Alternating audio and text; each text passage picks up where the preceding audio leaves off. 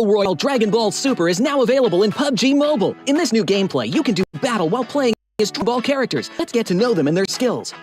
Son Goku's standard attack is a barrage Kidan. Its damage output is reliable with an average rate of fire. It's crucial to find the right time to attack. In order to make this a bit easier, Son Goku's charged attack is a continuous ki blast, which can be charged up and fired to attack enemies. At the same time, Goku has a special movement skill, but this is great for mounting a surprise attack or to escape a dangerous situation. It can be stockpiled times, allowing it used in quick succession. Get to know these moves and you'll be one step closer to victory. Similar to Goku, Vegeta's standard attack is also a barrage of Kidan. It has a faster rate of fire, but the ki did travel a bit slower. It takes a bit of prediction to accurately hit enemies. However, Vegeta charged attack fires a bunch of Kidan, which deals small area damage to the target. Vegeta charges up with energy when he hits enemies. Once fully charged, Vegeta can release all the stored energy at once to deal massive damage to an enemy. If you wish to fight at close range, then you have to try Ultimate Gohan. Ultimate Gohan's standard attack is a rapid flurry of Kidan that can deal a ton of damage while up close in a short period of time. When you're surrounded, Ultimate Gohan can use his charge, which is a powerful single Kidan. It needs to be charged up first, but it will deal a lot of damage to anyone caught in the crosshairs. It can decisively end a battle during pivotal moments. At the same time, Ultimate Gohan also has a special skill that generates a protective barrier around himself. The barrier can block 500 damage, protects from all incoming projectiles while in effect. When the barrier takes enough damage or the time runs out, it will dissipate on its own. Piccolo's standard attack deals high sustained damage. Its damage even increases the more it hits a row, which will really test your aim. Furthermore, Piccolo's charged attack can snipe enemies from a distance. He can zoom in this powerful single-shot attack, leaving enemies with no place to hide. Even if you miss, it's no big deal. Piccolo's special skill, powerful dash that can be used to close in on enemies, even those in the air. Another close-range fighter that's worth trying out is Frieza. His standard attack is an elongated Kidan that's easy to hit enemies with. Use his charged attack to throw a huge spherical Kidan. Positioning and time are key. Frieza also has a special skill for controlling the battleground. Select a location and he will leap into the air. Then after a brief pause, smash at the location. It damages anyone that's hit and sends them flying. So that's a quick rundown on all the characters' moves. Come join the battle with Dragon Ball characters. It's a centralized circle, a standard circle covering the most mana land. Teams, they don't really have to move quite a lot. It won't need to move out of comfort spot unless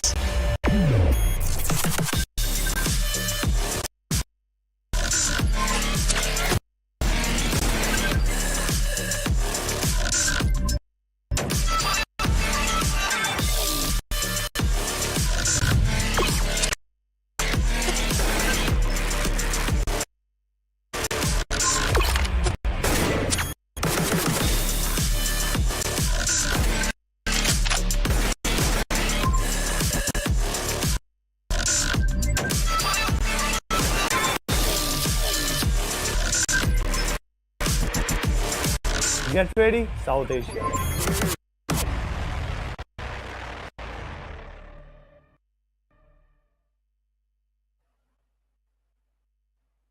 Alright, ladies and gentlemen, welcome back to PMPL SA 2023. My name is Fritz and today with me is going to be Ahana back again with Grand Finals. Yep. We've already seen 3 weeks of this game being played again and again between all these. They have been fighting it out amongst each other. Now comes the day where you'll have to play best possible game of your life.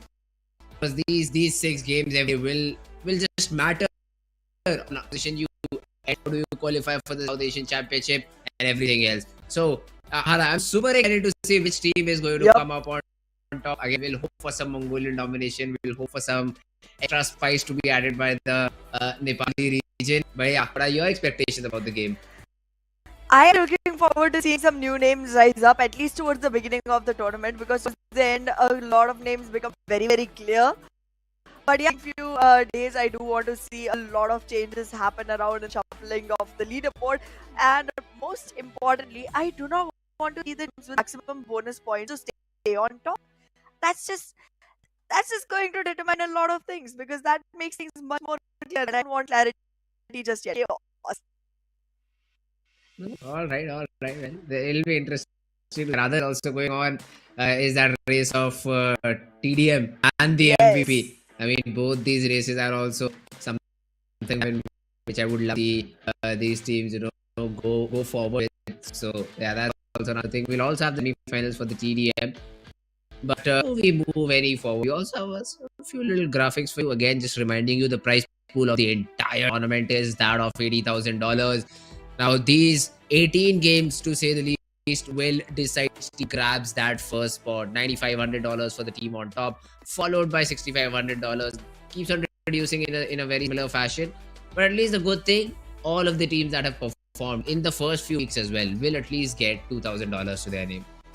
True that. Every team that could not make it into the finals has at least $2,000 prize for their names, and all that did have at least $3,000 finalized to their names. But now, getting ahead from here is gonna add more and more prize pool to your pockets, because the place on first will get $9,500, which is gonna be literally more than triple of whatever the last few teams are gonna get. So, yeah, that's gonna be interesting. Yeah, this definitely is going to be interesting. Reach the finals, add some extra bucks, add some extra cash so that you maybe buy those AirPods Pro out. So, very interesting thing, interesting small little prize pool that you have over here in terms of the TM. And we'll also have a look at the 4 teams that have just remained from the rest of 20 teams. So we had single elimination bracket, so no got second chance to win, you move forward. That was the way we went through it. And if you look at the semi-finals right now, NMDE versus Stalwart Esports, T2K versus HVDC.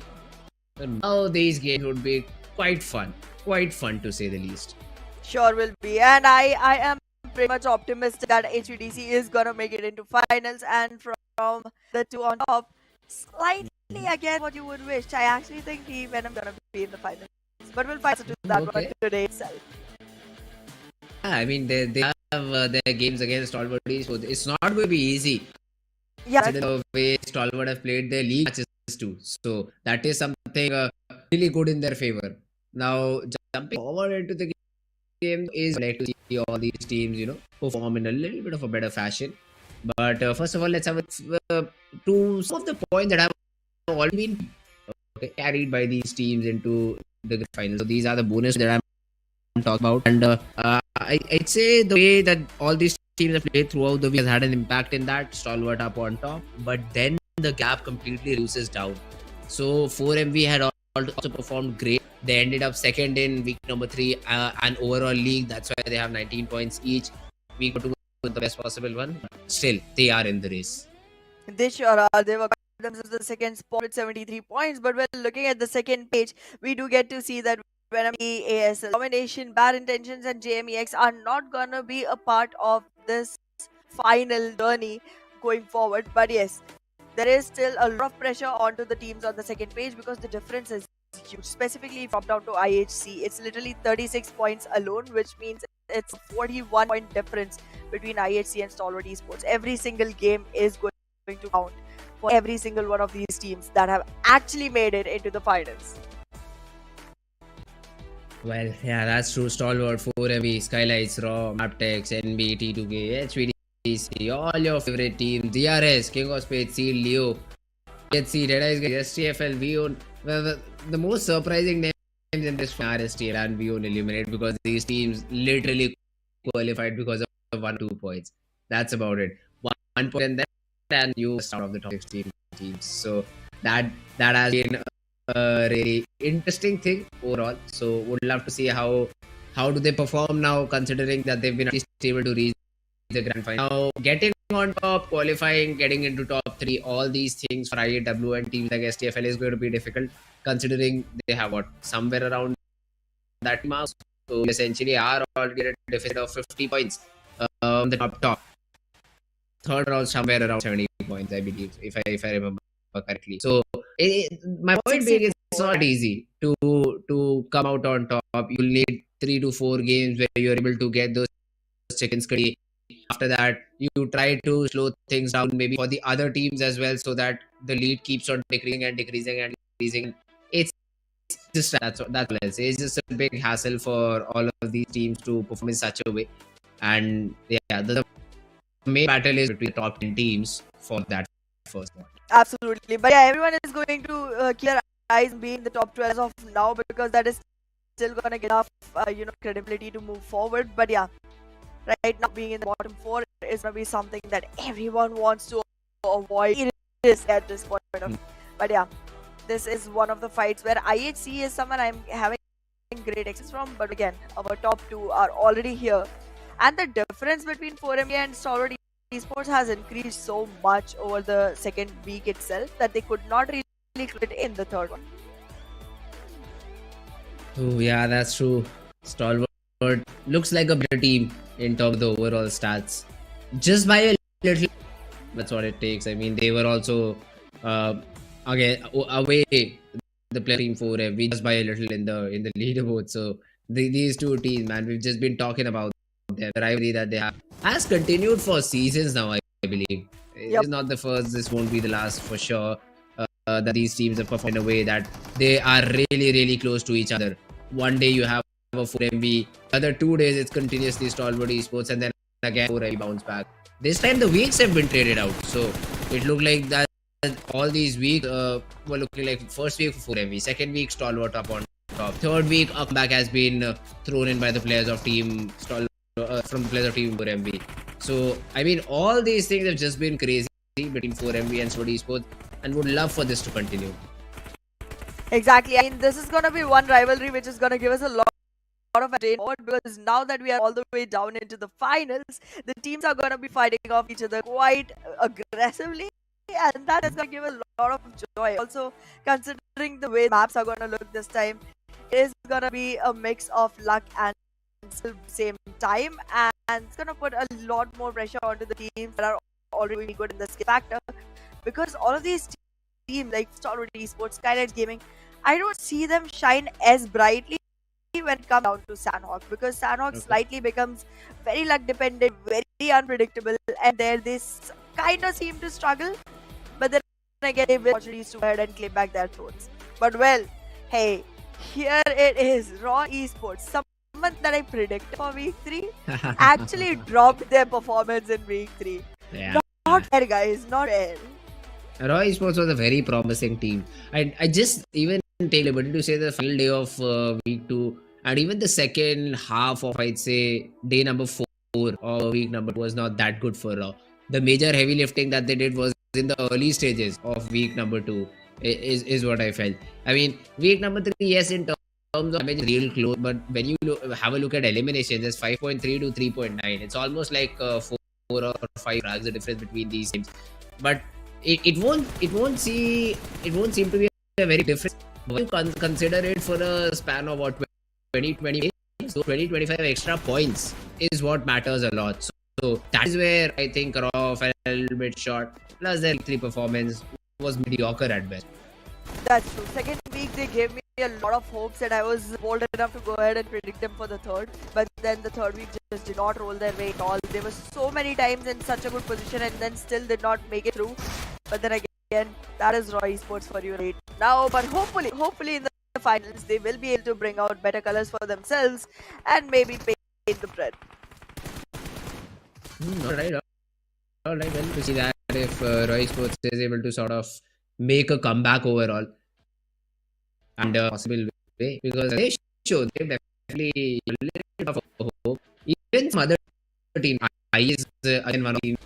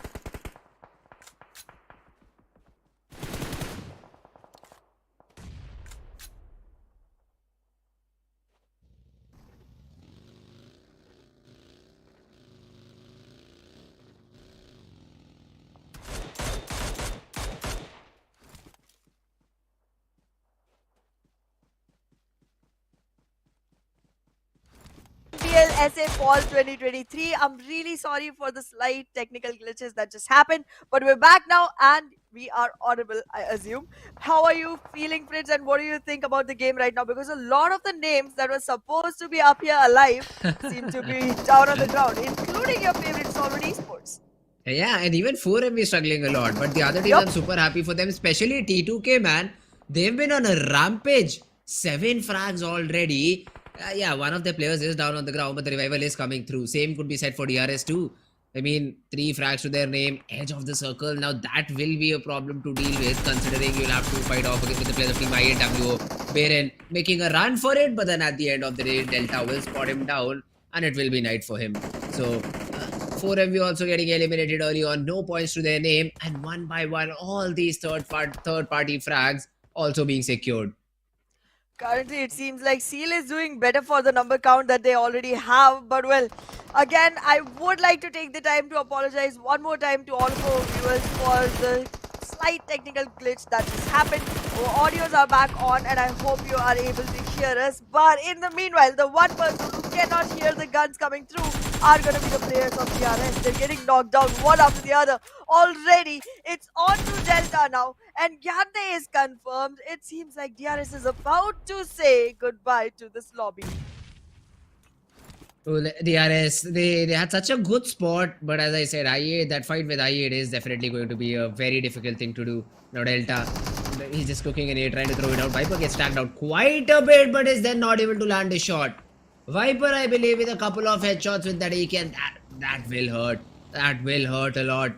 And IAWO, yes, they might survive this onslaught somehow, because I believe Octopus has already used a vehicle to get inside the zone. And Viper will also reset and try to get back into the zone as soon as possible.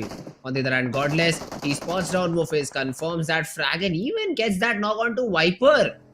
IHC, another team that we were talking about previously, Ahana, steps up.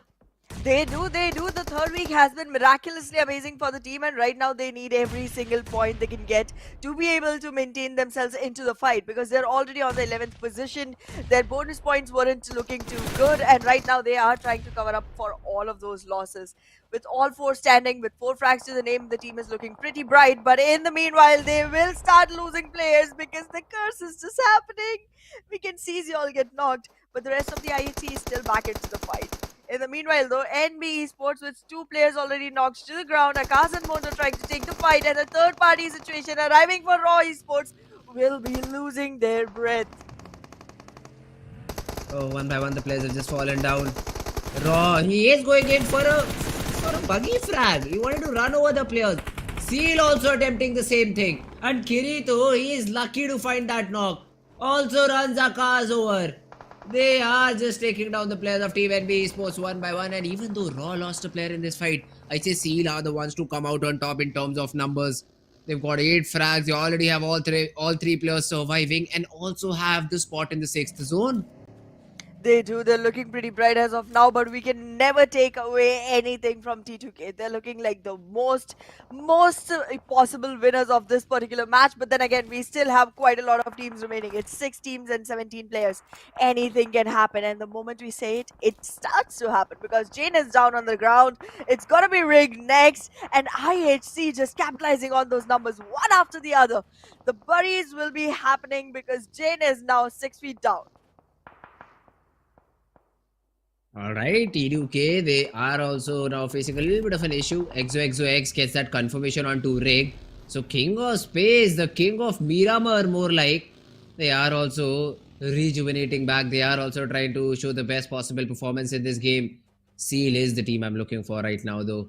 I see Malik trying to get that vehicle around a ridge that he thinks is inside the zone. But then isn't it in the needable range? Although I think Soulless does not have nades available. Yeah, it's just one molly. So for now, Raw Official will just survive. Raw Official will be able to survive and also acquire the higher stage at this point of time because of the lack of nades and throwables from the side of SEAL Esports. And that can be capitalized on pretty well. With this higher ground, they will be able to keep an eye out onto SEAL Esports and onto T2K. But wait a second.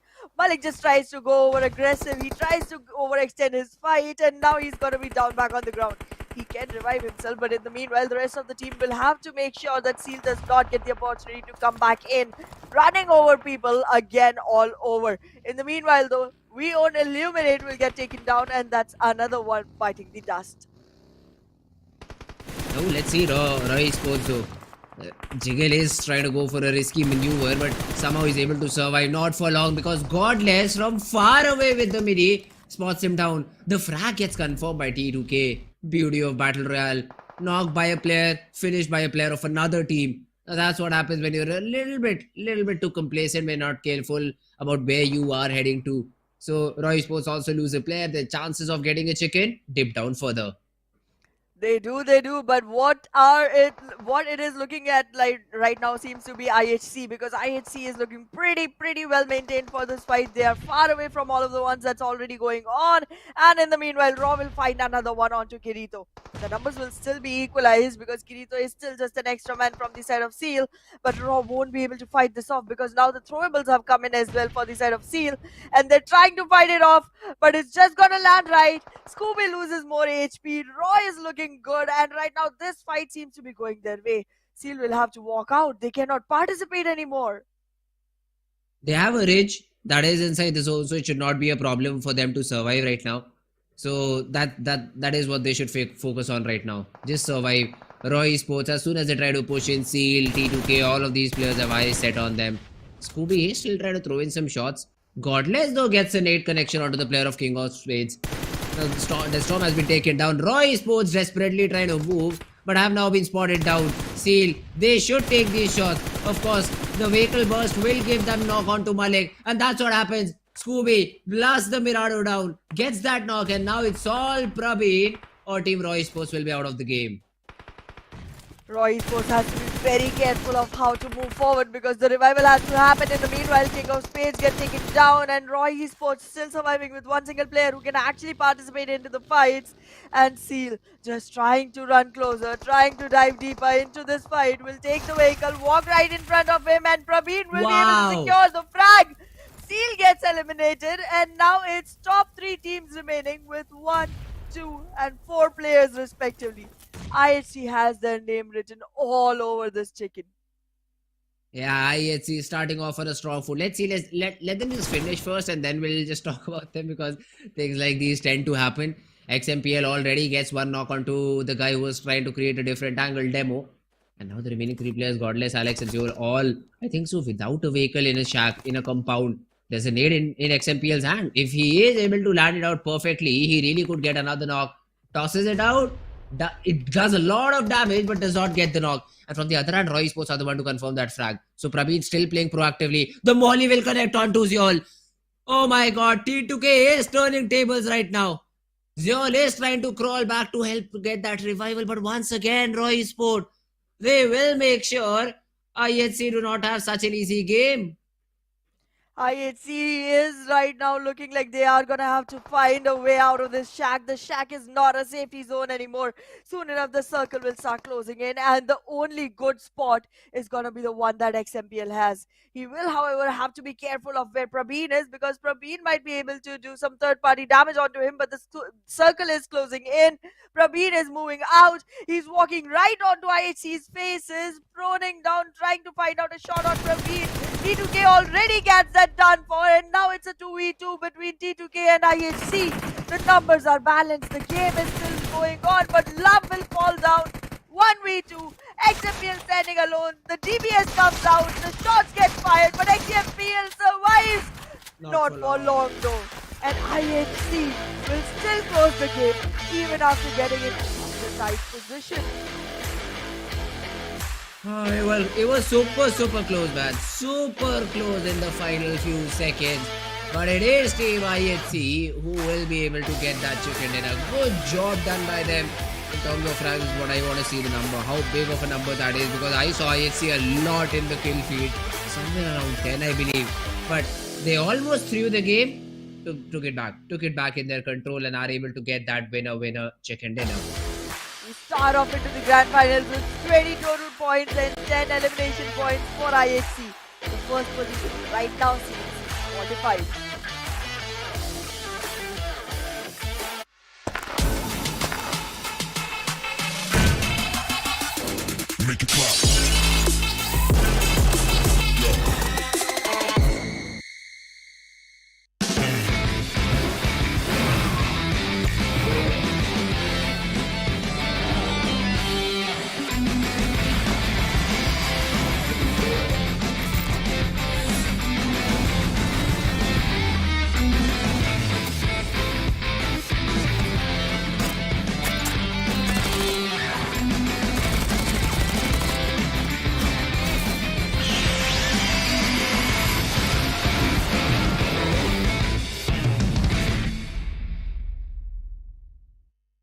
Alright guys, welcome back after a short little break. Me and Anna are back at it, man. What a game number. I know guys, again I'll just apologize for the short little technical difficulty that we have through the first half of the game. Everything has just been sorted down. We are back in control. We are back with the action. So good job done by all the teams. Now early few fights happened. I'd say Stalwart got eliminated, 4MV got eliminated, not a lot of points. Stalwart still had 3, 4MV had none. 0 points from their game. So a lot of I'd say surprising things have happened behind our backs. But when we even saw the game, there was a little moment where I thought IHC might just lose the chicken. But in the end, T2K helped them a little bit by taking down the last remaining player of Team Raw Esports, and that's how IHC got into a 2v2. Love all out in the open gets taken down. DBS for the final frag. Absolutely. IHC was able to take back control of the game even when it seemed like it wasn't possible. But well, once they got it, they were looking pretty good because 10 eliminations in Yep. total, making their overall points go up to 20. And I think it's 36 that they had from before this. So that's not looking bad. 36 and 20 is gonna put them all the way to 56. Yeah. That's a nice start. Yeah, well, if you want to be in top 3, that's for sure a great start. That's for sure is a great start. And IHC achieving it this early on in the game, let's see if they're able to put it out consistently. Because I still remember week number 3, the way they played the early few days, it was looking like they wanted to top the week. They were so consistent. They were getting so many good frags in the games, which they ended up in top 5. Overall, played like what do you say, the perfect team that a team should play. Faded out towards the final few days, still made it to the grand final, so that's great for them. But yeah, now in the grand finals, you won't have any other chances. So these are the only 3 days, these are the only 18 games that you get, and this is where the SEC teams will also be decided. So you have to just prepare for the best and play for the best possible action. 4MV, second chance. Stalwart Esports, second chance. King of Spades, another team that made it good. I mean, the bonus points, I do not exactly remember, but this time around they had 10, 11 odd points, I'd say, from this game. Raw Esports also played it very good. T2K, man, the number of frags that they had, huge. So all these teams performing great. The other ones will for sure make a comeback overall, and hoping for the best possible performance from the other teams. Absolutely. But well, let's take a look at the person who had the most performance in this one. It's going to be Godless with 7 eliminations to the name from the side of IHC. Now the team in total had 10. This guy had 70% of it. Yeah. I mean, Godless, it was too easy for Godless. It seemed like he just was the superior person or the player to get over by the other team, which nobody was able to do. And Godless easily does the job, 7 frags overall, and is the MVP of the game. Beautifully done. 1052 damage for the guy and 268 healing. Total survival time going all the way to 29 minutes and 18 seconds. This team put their mark on the maps already. And now they must be carrying a target on the back. But well, let's see who else was able to make as much impact into the game. We can see XMPL up here with 4 of his own. Soulless with 3. Prabeen with 4. Mostly stolen ones. And Kirito with 4 more.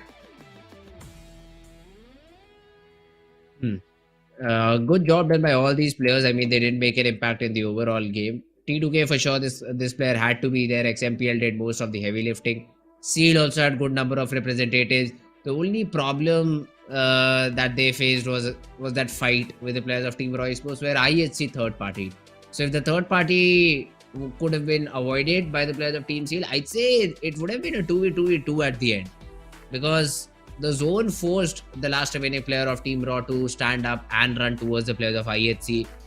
T2K found his back turned towards them and got that frag. But if there were 2 players of Soul, could have been an entirely different result. Absolutely. Let's take a look at the match summary, buddy, and look at that. It's mostly covered up by IHC and Seal. There's a lot of assists that Soulless provided, but then again, those flags were taken away from him. Yeah, Soulless, 4 assists, Scooby with the most healing done. But yeah, it's all IHC and Seal. Now, what I'm more interested to see is the match ranking, because that's where the number is. The number will be a little bit of a concern. I mean, the other teams, especially the ones that haven't performed. DRS, another one of those teams, man. They had such a good start, but were not able to convert it into a big game. Now, IHC for sure is on top. T2K overall had 9 frags to their name, making a total of 15 points and be still standing in this lobby on the second spot. On the third spot, we have Seal.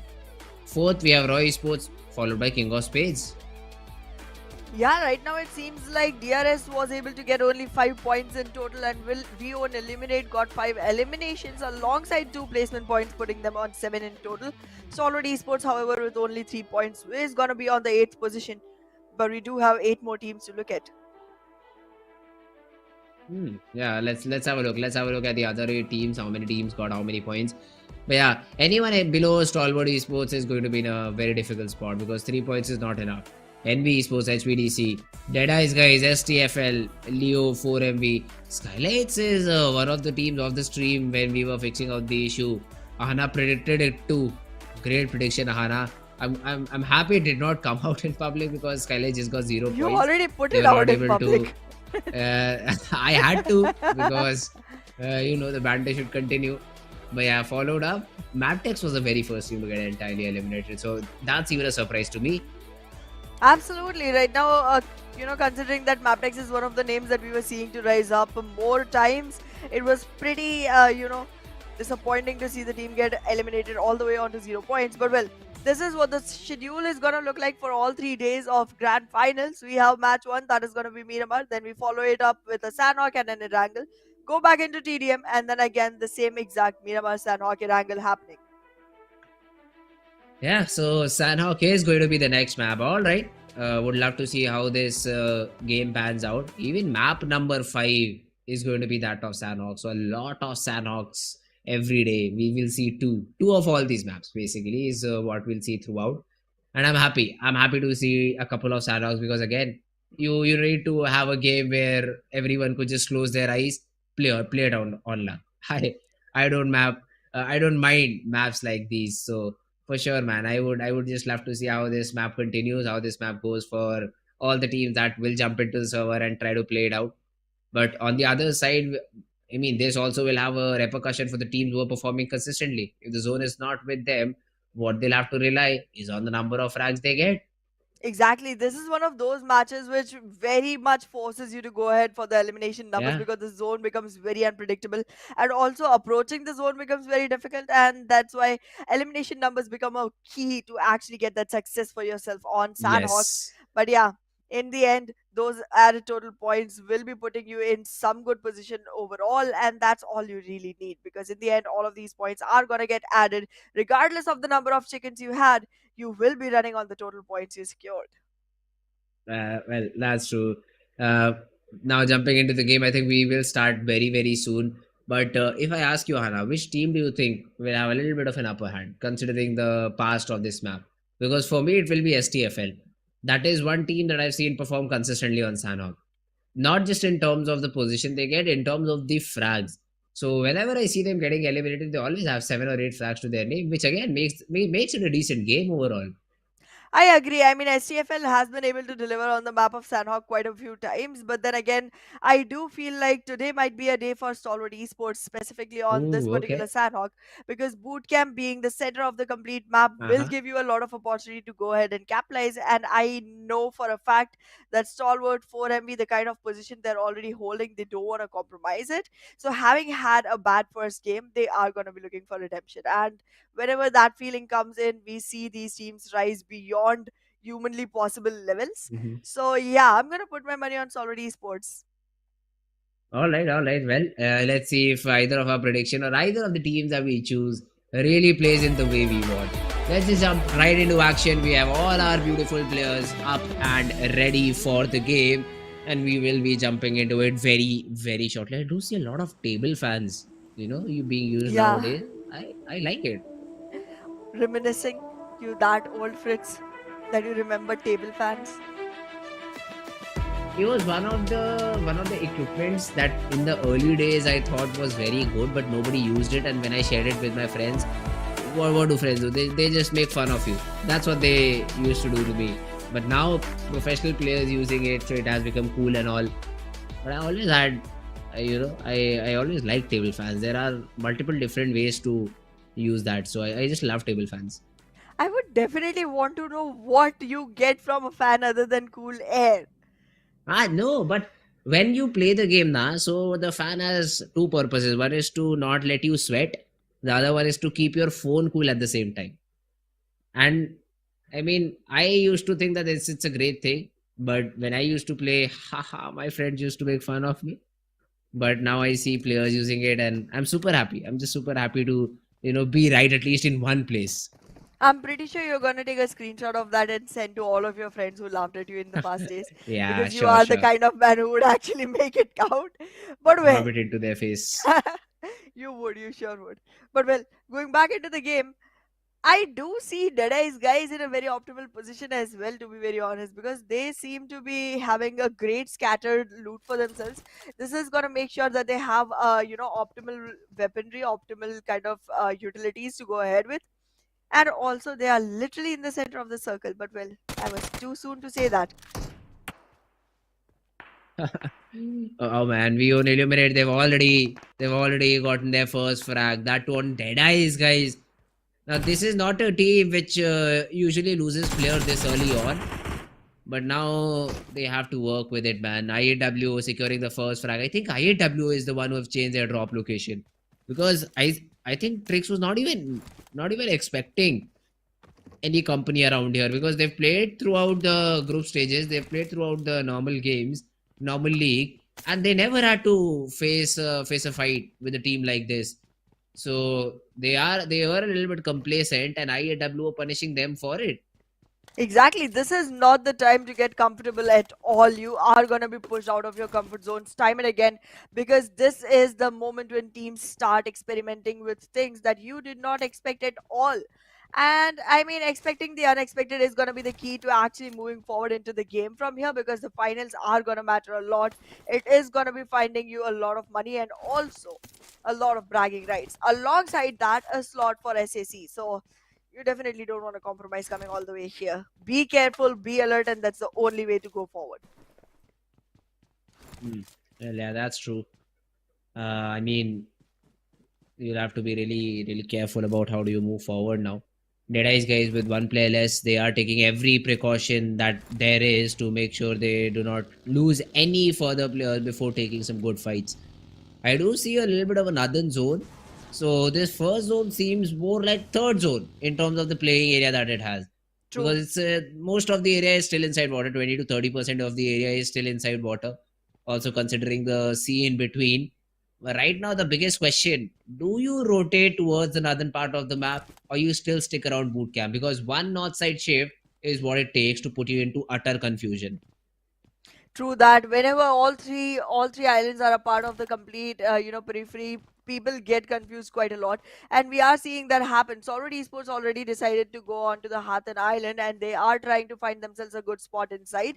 But then again, their general rotation is towards the Paradise Resort, not exactly on it, but halfway through it from boot camp. And that's where we generally find them. They try to move north, but towards the eastern side, and now they had to go on a completely different island. That is going to be creating a lot of ruckus for the team. But then again, Stalwart Esports right now having all four players is going to be pretty happy going forward. But yeah, in the meanwhile, there's a long rotation awaiting stronger fake love. Let's see how they make it through, because right now the team is very scattered apart, and that is going to be an invitation for anyone to go ahead and secure some free frags. Well, not entirely free, because you will have to fight it out. But again, IAW, the start that they have one frag on to Deadies, they should give them enough confidence, is what I feel. So really excited to see how changes are thrown in by IAW. Do they really go in for the fight if though Viper gets a knock? Although I don't think so, because even though we see both these teams very close by, there'll be a lot of trees and a lot of grass in between. So the vision for sure is going to be hindered. Now, Stalwart Esports on the other hand, I do see IC on my screen.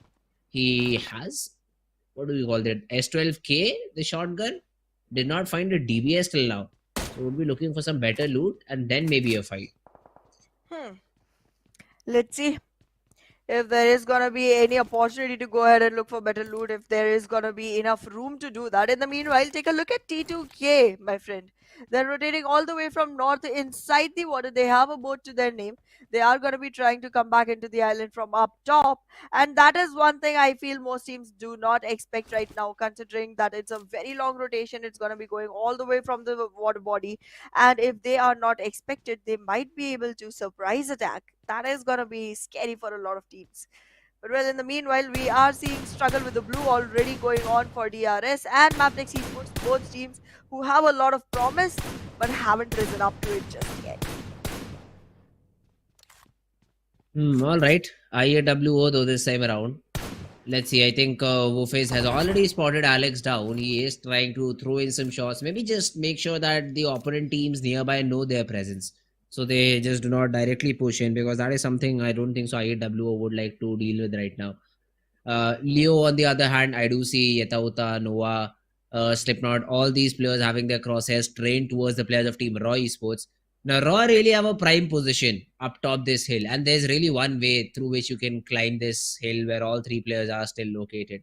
So, Raw Esports will have a fun time if the zone supports them, because this is not only the highest part in their area, it's literally the highest point of the entire map. So they can see 400 meters around them to gobble up all the frags that they need. Exactly, this is gonna be a very optimal spot to survive it. But in the meanwhile, Deadeye's guys are trying to find a shot onto players of Stalwart Esports. Let's see if they're gonna find any, because in the meanwhile, we can also see T2K XMPL trying to find his way in. The team literally went all the way from up north into the water and was able to find themselves an entry into the map. And right now, it seems like they are gonna be able to hold on to it as well, because Deadeye's guys do get distracted very quickly by the players of King of Spades and Stalwart Esports, who are already in a sandwiching situation against the guys. Ooh, okay. IAWO though right now, I have Viper who's very low on HP, and NBeSports have already decided to invade this compound. Higher area compound, why not? Let's just take the early fight, because the chances of a third party right now are very, very slim. Domain did have a good angle, but then got spotted down by Sekogen, I believe. And Stalwart Esports is the one who get that knock. You were not expecting a third party, but it has essentially happened. You've lost a player. Wolface is trying to take some shots, trying to retaliate back. Even Viper comes in with a very messy spray. AK3X is never good. I8 have lost 3.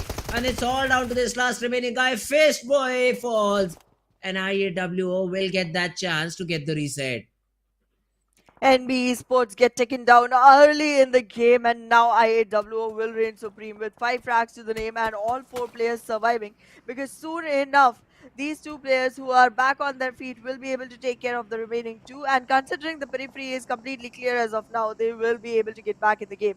In the meanwhile though, Stalwart Esports start losing players to Raw Esports, and Raw Esports might be able to go ahead and actually capitalize on more numbers. Currently the distance seems larger, so the confirmation is going to be pretty difficult. But if they do get a couple more, they might be able to find themselves in a much more beneficial position. Yeah, STFL though, they are also in this fight with the players of Team SKYLIGHTZ Gaming, I believe. They've lost 1 player, Wendy, but looking for revenge over here. The zone I don't think so is a problem, because I think they're already inside the zone. Senor though gets that knockout to Mafia Ninja. Nima's already down. So it's not even good for SKYLIGHTZ as well.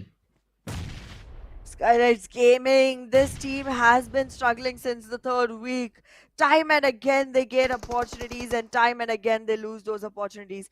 Mr. Boro gets taken down as well. Mafia Ninja is already down on the ground. It's going to be very little that can be done for survival of this team. And now with Mafia Ninja getting eliminated, SKYLIGHTZ is going to be finding it very difficult to go ahead and back themselves up into the game. The team is almost at the verge of extinction. But in the meanwhile, look at DRS. They're still struggling to find their spot inside the safe zone. The blue is bothering them.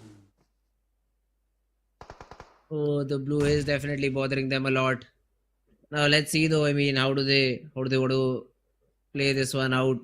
They have to first of all get inside the zone. On the other hand, Deadeye's guys is also in this fight with the players of King of Spades. Only 2 players is what I think remains of Deadeye's guys. Only Precious Sir and Slayer Sir.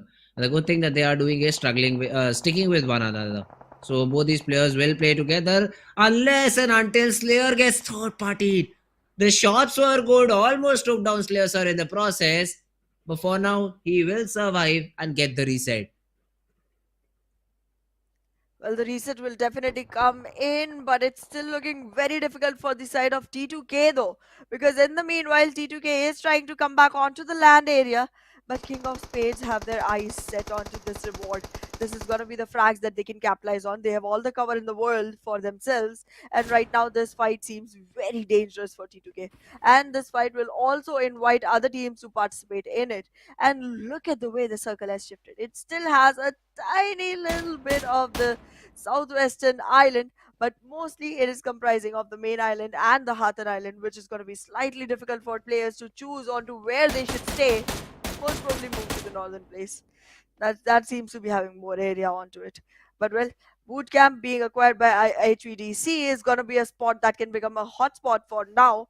And in the meanwhile, we on Illuminate will try to take care of players coming in, approaching their ways. I don't like the position for View and Illuminate though. The circle just does not support it at all. Look at that. Yeah, the circle does not support any of these teams because the teams that are still stuck around the bootcamp region, what if the circle does not go their way? All of them will just have to jump into the water and hope for the best possible rotation and not get taken down one by one. That's what they can do right now.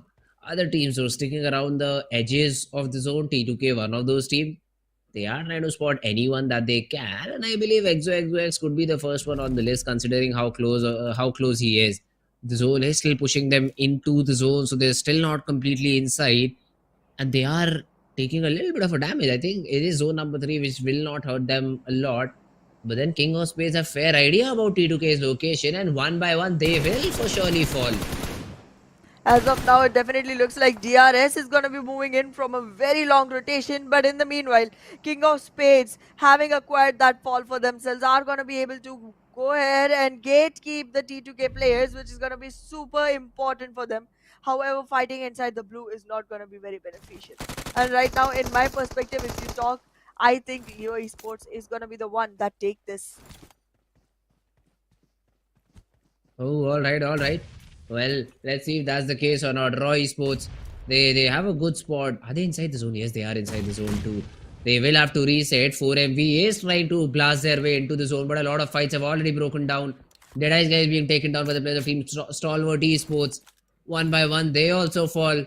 T2K on the other hand are also being taken care of by King of Spades.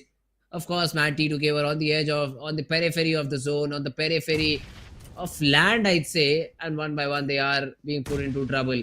Nades being tossed by Raw Esports this time around. They want to get those knocks onto the players of Team 4MV. Now Baden has already been spotted down. The player comes out to take the knock, but then Apex stands back up. Raw Esports though, Prabin will find that knock onto Doc. So 4MV, the attempt that they were trying to make it happen is not working for them at all.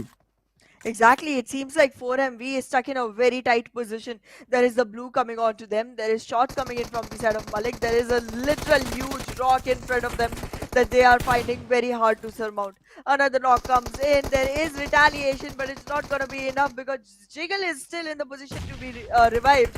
But the players of 4MV cannot hope the same for themselves. It's literally one single fighting player remaining from the side of 4MV, and the elimination is about to walk right into their faces. In the meanwhile, though, DEADEYES guys get taken out by Stalwart Esports, and the zone will take care of T2K. Currently, it seems like Apex is stuck between a rock and a hard place. He cannot find his way out. He cannot claw himself out of this situation. And in the meanwhile, Malik is just gonna toy with the players that remain. He gets one, he will get the other as well. SCFL on the other hand have also started that fight with HVDC. That's another battle that is happening. Look at the prime position that Stalwart have in the zone. We were not asked for predictions, Anna, this time around, but definitely Stalwart would have been the right one, I believe. We were. The position they have just better. Ryuk burnt alive by Reefus's Molly, and because all these fights are happening around the shore area, the opportunities of a third party are almost next to nothing. But Mabetex is also pushing in from behind, so it's not entirely out of control. STFL might have another battle at their hands because if Volley is not careful enough, another free frag maybe for Dobu. I do want to remind you though, Fritz, we were asked for predictions. I think you have our producer muted for all the annoyance he creates. But yeah, I have gone with Leo Esports and I would definitely want to know your response to that one. But yeah, in the meanwhile, talking about the When did he circle. ask? Yeah, he did ask. That's why I closed my statement on I am going for Leo Esports on this one. You're going Leo, I go Stalwart. No problem for Stalwart Esports whatsoever. Cool. Did we see the graphics rolling in? No, the graphics did not. The graphics ditched us. Okay, never mind. But yeah, I'll go with Stalwart Esports. No problem in that prediction. But IAW one after the other is taking down players. 4MV in the meanwhile gets eliminated without any points. Kirito, on the other hand, has been able to take down one of the Raw Esports' player. And this is the problem. You could be on the best possible range, but if the zone is not with you, the game is not with you. It's as simple as that. And now DRS will also fall prey to that particular statement because they literally have to fall from up top. And Jiggle might just be able to collect a lot of picks from that particular position that he has right now. Jiggle is looking like he got this. He definitely got this. Right now, the DBS will, however, come in and Jiggle will be able to secure the frag. Anywho, the car is rolling in and with the vehicular power, they will be able to take care of Jiggle though. Raw Esports gets taken down with only 3 elimination points to the name and none for the position whatsoever. Seal in the meanwhile also will get shut off completely by Mabetex Esports. And this current situation is where teams start falling one after the other. Leo still standing with all 4 against Stalwart Esports, but DRS has the capability to actually shut everything down onto the faces of Leo. They will have to wait for the revival, but then again, dropping from this ridge might not be as easy as it looks. Leo better stay inside the shacks till they find out that DRS is done with. Yeah, now let's see, Leo. They look like a good team to predict, but I won't say now because now they will have to fight with DRS plus Stalwart. For some reason in the final zone they have a 3-1 split. I don't like the way that they are playing this one right now, but if they can just be able to get the final frag, get the job done, it's great for them. Stalwart in the meanwhile, Octopus also falls. Nirjad will confirm that frag onto Demo, and one after the other, all these fishes are just being completely hunted down. They sure are. And in this current position, IAWO has no way out. The shots will come in from the side of SKYLIGHTZ Gaming. No fear, the only one surviving will have the only frag that he can get. And that is literally a free one, to be honest. This one wouldn't have been his way if it was a fair fight. Like, Viper literally had very little HP and a very bad position to fight from. But in the meanwhile, DRS, even though their position doesn't support them, their fragging power will. Zero is taken down. Zero can be taken care of. And in the meanwhile, the comrades of the player go ahead and take care of Desert as well. Now, all they have to do is make sure that the revival does not happen. That's one way to take care of Mabetex Esports. And if that is done for, you have another 3 frags joined into your list, making it a 6 frag game for the side of DRS. Yeah, but Desert was not knocked out. He was just dropped down to very little HP as he is right now. The reset will come in for Mabetex Esports and they will survive for now. Stalwart Esports on the other hand again have that zone hold, I believe. Because Leo are on the edge of the zone and Stalwart, the last time I saw, they were in the center of the zone number 5. So this zone number 6 will throw a little bit of an advantage in their favor. For Mabetex, yeah, not so much. Mabetex will be shot upon by DRS and also by Stalwart Esports once they're close enough. So Stalwart should have a really good time. Leo, on the other hand, sitting at the edge. The best they can do is third party, I believe, onto the player of maybe SKYLIGHTZ, onto the player of maybe Stalwart in front. But the thing for Stalwart is if IC falls, who's in a very different spot than his team, it could be a big problem overall for Stalwart.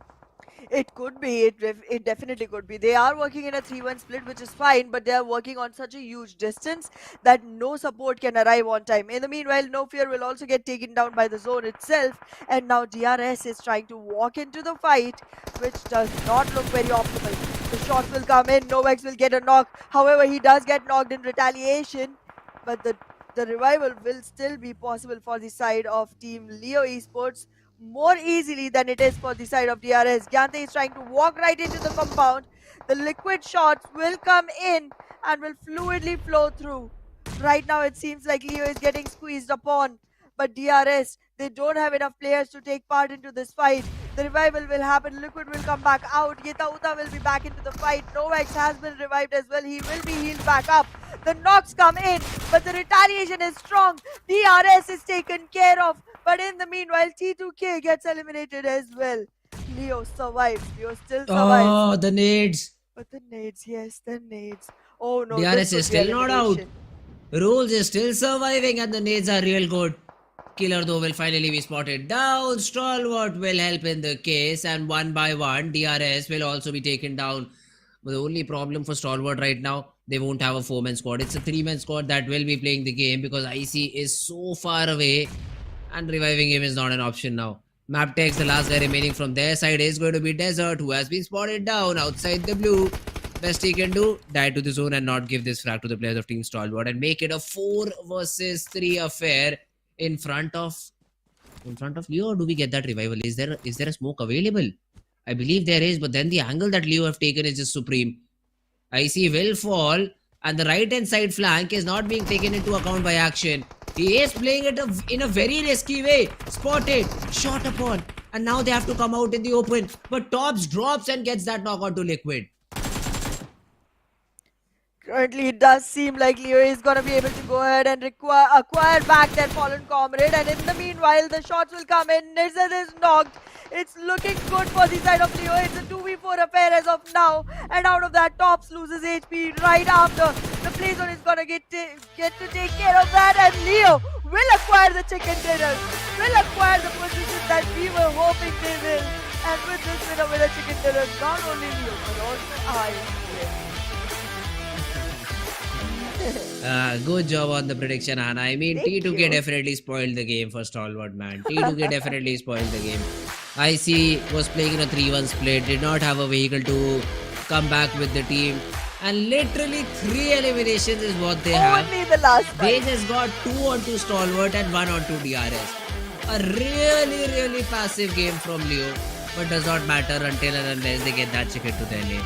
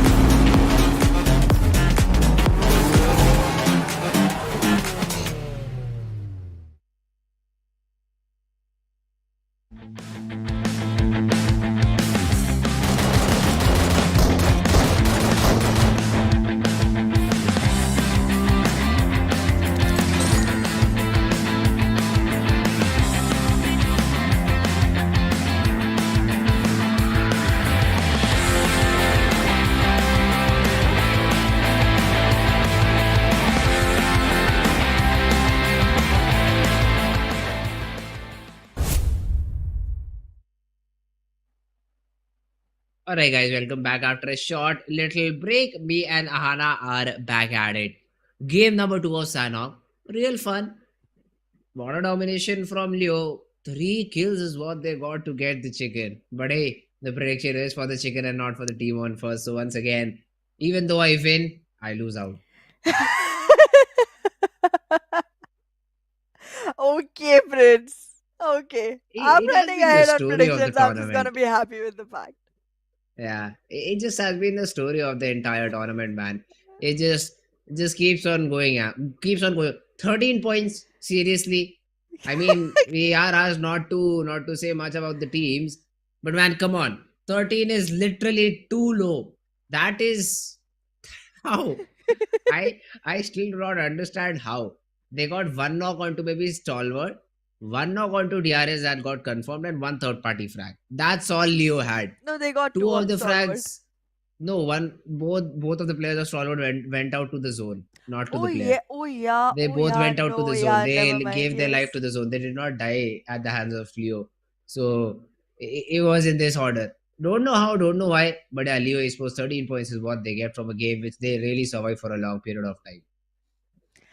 They did. They were able to take themselves all the way to the end of the game, and it is the survival of the last man standing. The whole team Yeah. acquired themselves the spot, and they have been able to get the chicken for themselves. But well, the player with the most contribution is gonna be from the team you predicted. It is gonna be Tops from Stalwart Esports with 5 eliminations to the name and 645 damage in total. Yeah, great job done by Tops. They had a really good compound. Cannot even say anything else except for that. They had a really good compound near the shore. There was no ridge available for the players trying to come through the shore area, and they were just on everyone. Kept on getting frags after frags, and that's why Tops can be seen. He does not even have a lot of healing done onto himself. If you look at that fact, that shows True. that all those fights were just one way. Tops was getting the knock, Tops was confirming the frag. Nirjad also helped him a little bit, and overall I think what Stalwart had 7-8 overall frags to their name, which will make good number when you pair it with the position points. I think 6 is what you'll get, ending on the second spot. So still will be over the players of Team Leo Esports. On the other hand, IHC also had 3 frags in the form of Godless, playing in a good way. So I believe the previous game a chicken, this time around 3 points. At least some more points have to be thrown in by the remainder of his teammates as well.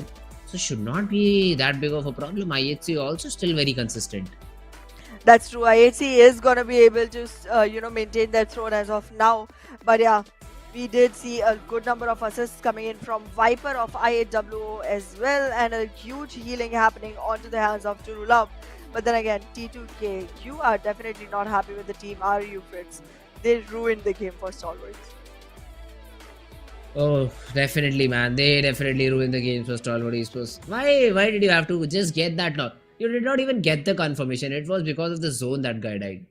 Don't know why. Why did you do such a problematic thing for my team? But yes, Stalwart Esports still up on top. Leo just 13 points, followed by Mabetex with 9. STFL at 7, and that too in terms of elimination. This is the exact thing I was talking about. They always have 7 or 8 frags in this map. They do. Whenever it comes to the map of Sanhok, STFL does step up their elimination game, but they haven't been able to acquire any position points. However, talking about no points, look at NBeSports and 4MB. These two teams who are literally leading the chart towards the first week, fighting for the first spot. And look at them now. Exactly, man. They are in a difficult spot right now. But let's also have a look at another interesting statistic. That is the damage graph in the game.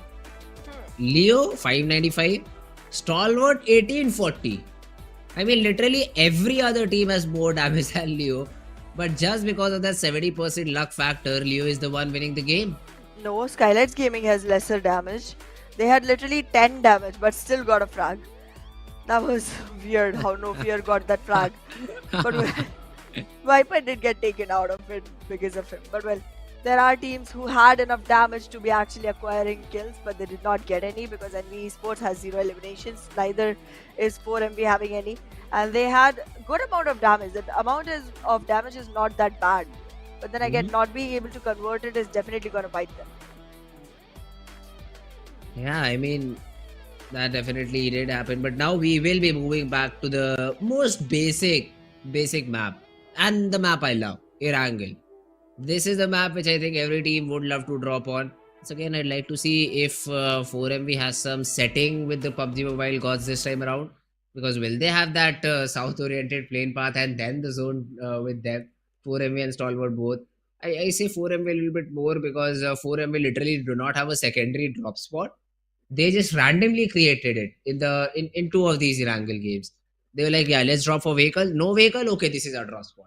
That's how 4MV just got their secondary drop spot in the map of Erangel. Other than that, they were always really diligent on, just even if it's a complete north-sided plane path, starting from somewhere around Stalwart, finishing around Georgiapol, they'll still take vehicles and move to the city of military base. But except for one or two occasions, that has been their drop spot, and 60 to 70% of the times the zone or the plane path has been in a way that they did not have to move a lot in terms of getting towards their normal drop area.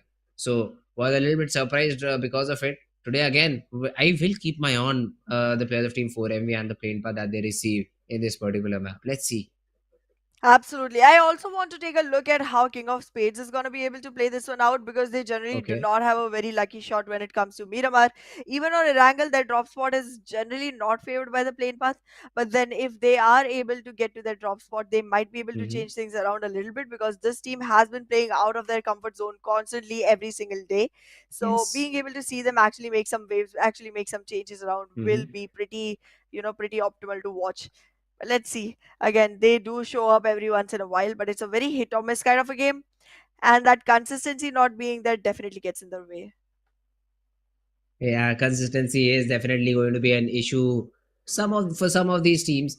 Now, I'd say Stalwart is not lacking. Is not one of those teams because they had a little bit of a difficult situation. They had a little bit of a, I'd say, problematic thing in their favor. The game number one did not go as they expected it to, but then they bounce right back into game number two. So this is this is a team that will consistently perform. 4MB is also really consistent on getting those zero point games because this is the second time that they just got 0 points overall in this particular instance. So two games back to back, no points at all, and Stalwart once again slowly and steadily climbing their way back up. Exactly, and I mean they are sustaining their top spot nonetheless, and I do want to see Mhm. who is going to be able to challenge them. So far, it does seem like IHC will have a standing to go ahead and make that happen, but then again, it's not going to be very easy because IHC, even after having a great performance in the first game, could not follow it through as well in the second one, and I hope to see them being more and more consistent going forward into the finals. All right. Consistency is what you want. Consistency shall. I just forgot the phrase, but consistency is what you'll get. That's the basic thing. I was trying to Are you sure though? phrase a Bible phrase, but I just forgot. I need to watch more of those international series to get the hang of it. I believe, but it's fine. It's fine. What is the ET? I think we will be jumping into the game really soon in this map of Erangel and hoping for the best possible game from all of these teams. But till now the way that the team we hoped for basically hoped a better game from all the other teams has not been shown by them. So 4MV lacking, SKYLIGHTZ Gaming lacking a lot, NBeSports very far behind, Roy Sports also not showing up in game number two. Game number one, Roy Sports was still very much there, top three is Yeah. what they got, but game number two they still fell a little bit short. The comeback kings, I'd say, that we were hoping for, STFL throwing a good performance, did not do the best possible job in the map of Miramar. On Sanhok, also 7 points is average. Now, you get it with seven elimination, that's great and all. But at the end of the day, only 7 points will be added to your tally. So that's an average thing to have. IHC though is one of the teams that I'd like to see because this game also they got 5 6 points. Previous one was a chicken, so they get that leeway. They get that opportunity to stay away. But now, if you ask me that Leo getting 5 6 points the next game, they do not get a leeway. 13 points is not a good game. Not a good game at all. I agree. Specifically, if you are in the position of Leo Esports, you're not doing very well just yet, and you are going to Yeah, need a lot of consistency going forward. Getting yourself a chicken or two won't help because, again, the way you're getting those chickens is just by surviving, just by having the yeah, zone come over exactly. onto you constantly, one after the other. And that's something that cannot be replicated. You cannot hope for the zone to be with you every single game. You have to go ahead, take the fights, find the right spot, follow the zone, follow the circle, and find yourself in the top two and then take the final battle, the final bow of the map. Because that's something that a lot of teams have acquired for themselves, but then Leo is trailing far behind in that department. And that is the reason it's very hard to actually go ahead and put your money on them. But then, yeah, the Okay. last game definitely did work out. It was a very bold prediction. I was pretty scared about it till the last few moments, but then they won it. So good for me. Yeah, so once again, the factor of 70% luck as soon as it comes, Ahana's luck, like, yeah. I am alive today. I will just get a prediction right. That's what has happened. And I think you got most of your Sanhok predictions right. Correct? Yes, whenever it So comes to that's luck, I got this. just luck, yeah. Just pure blatant luck is what my co-caster has. Well, great for her. She is leading in the prediction game 10 to 9, I believe. 10 Just to one 8. point away. 9. 8. I'm talking about the future. So I'll get one prediction correct today and you won't be Okay. able to get anything. That no, wait a second, you have Mhm. Sanok. I Yes. I don't know. I don't know, man, how many predictions are going I to be already correct hit today or double not. digit though, bro. I'm Eh, not worried. I got Good this. job. Talking about the weekly predictions, though, I still cannot remember week number 3. Which team did you predict, Hana? No, don't care because they did not. Esports. They did not come out on top. So it was Stalwart Esports. I'm really happy of leading that chart in 2-1 fashion. Not Mhm. even 3-1 fashion because 4FB is the team we predicted both in week number 1, and then the other 2 weeks I was with Stalwart. She was with multiple different teams. Did not work out for her. 3-1. She, even if she's able to predict the, I'd say, tournament victor, she still won't be able to beat me because that's 3-2. So I have basically won in the prediction game on one level entirely. There's no chance of a comeback. Here I can make a comeback. So I still am the victor overall. So we'll be looking forward to I some like more how correct you're so predictions in the proud of upcoming being days. able to win in the victory department on Yeah, predictions. yeah. I Like am. we'll see you in the Why game not? someday, bro. But We'll see you in when the you game. when you get the prediction correct, at that point I don't care. Okay, so at Yeah, that yeah, point yeah, I yeah. won't care. I've noticed. But when it comes to justification, I can give the best possible justification for the perfect prediction. So yeah, that's just me being a little bit diplomatic. We just get taught a lot when you have to just cast PUBG Mobile a lot. We are taught to be diplomatic. So I just take it into every other aspect of the game and try to implement it to my favor. Right. I still am on top in terms of prediction, and two more to go to just equalize the number in future. We'll see about that. We'll see about that if that equalization ever happens at all to begin with. Ah, okay. But yeah, I mean, this is one equalizer I don't think I'm willing to hand over. So we'll see. If there's gonna be more Sandhogs, there's gonna be more maps I can do the right prediction on. And then again, I Okay. do have tricks for Miramar and Erangel as well. Sometimes it Mhm. is very clear that it's gonna be a Erangel that is going to T2K. It is a Miramar that is going to DRS. Even though it's very hard to expect or believe because both the teams have not been doing great in the chicken numbers, but then it happens. It just Yeah. happens somehow. So yeah, I mean, I'm gonna stick to those methods, to those patterns, and see if that works out. Even though since I actually worded it out loud, and since I told you this is how it works, since then I haven't seen it work. It's like I jinxed my own prediction pattern by sharing it with you. Yeah, I had my own pattern. Take the team who has Yeah, to see the TDM. most least amount of action. It is still working. You literally chose Leo and they had no action to their name and they got the chicken. So mine still works. Maybe it's just a breakthrough that I've got. Maybe just the best possible equation that could have been created in terms of prediction. But then I don't use it. I don't know why, just a stupid guy, I believe I am. And we'll have to maybe change that. But had a lot of faith, man, in Stalwart. Did not see that 3-1 split earlier. Otherwise, I would just change my prediction instantly to Leo 2 because that team had a very different mindset to play with. That's what I felt in the entire game of Sanhok. But yes, all these things won't be able to be replicated in Erangel because this is now a really defaulty map. Yes. You try to survive, say for example you have the center of the zone and you're like, yeah, I just won't be peeking, I will just keep myself hidden inside the compound. 14 will push on you, they will fight for sure, but then they will take all of you down too. Does not matter if only one player from all these 24 players fighting survives. Only there'll be just one player surviving, but you'll get eliminated. That's my point. So being super passive does not help in the map of Erangel. The only team who has been able to actually be super passive, refrain from all the wars and still get themselves a chicken on the map of Erangel has Okay. been NBeSports. They have avoided multiple battles and still sometimes somehow gotten the chicken on Erangel. But well, it's not going to be very easy now that we are all the way into the finals because they were being shown a lot of mercy earlier. That won't Hmm. happen anymore. Now it's not going to be a 1v1 battle. It's always going to be multiple teams trying to seize onto one single team, and if you are one of those teams that is trying to stay concealed inside a compound, if you're one of those teams that thinks this is going to be my safe haven, I can hide out here for the longest period of time possible, nah, you're not looking good. Not looking good at all. The mirror is Ah. gonna curse you. Yeah, well, that is true. That is for sure true. I mean, we'll have to see about that. Although now I do see on my little screen over here that the lobby is about to get ready. We just might jump into the game super soon. But before we do, again, I'd like my audience as well to predict in the chat this upcoming game of Erangel. Who do you think, guys, is going to win this one out? I believe Stalwart have a fair chance. They should be. They should not have a lot of trouble just closing this game out. It always has been their domain, Erangel. They've been very comfortable throughout. Yeah, 4MV is again one of those teams who really know how to play the game. They really know how to play it in a very good fashion. But the games they win is the games where they get the most points. So 15, 16 frags a chicken, or they crash out with a little number of points. So that has been the case previously. Let's see though if this time around it's the same thing or not. Exactly. I mean, I'm gonna have my hopes high for 4MV in this particular game. I did not believe they were gonna get a very good game in the first two matches, but now I feel like it's Mhm. about time that they get back in their groove and actually go ahead and secure themselves a chicken.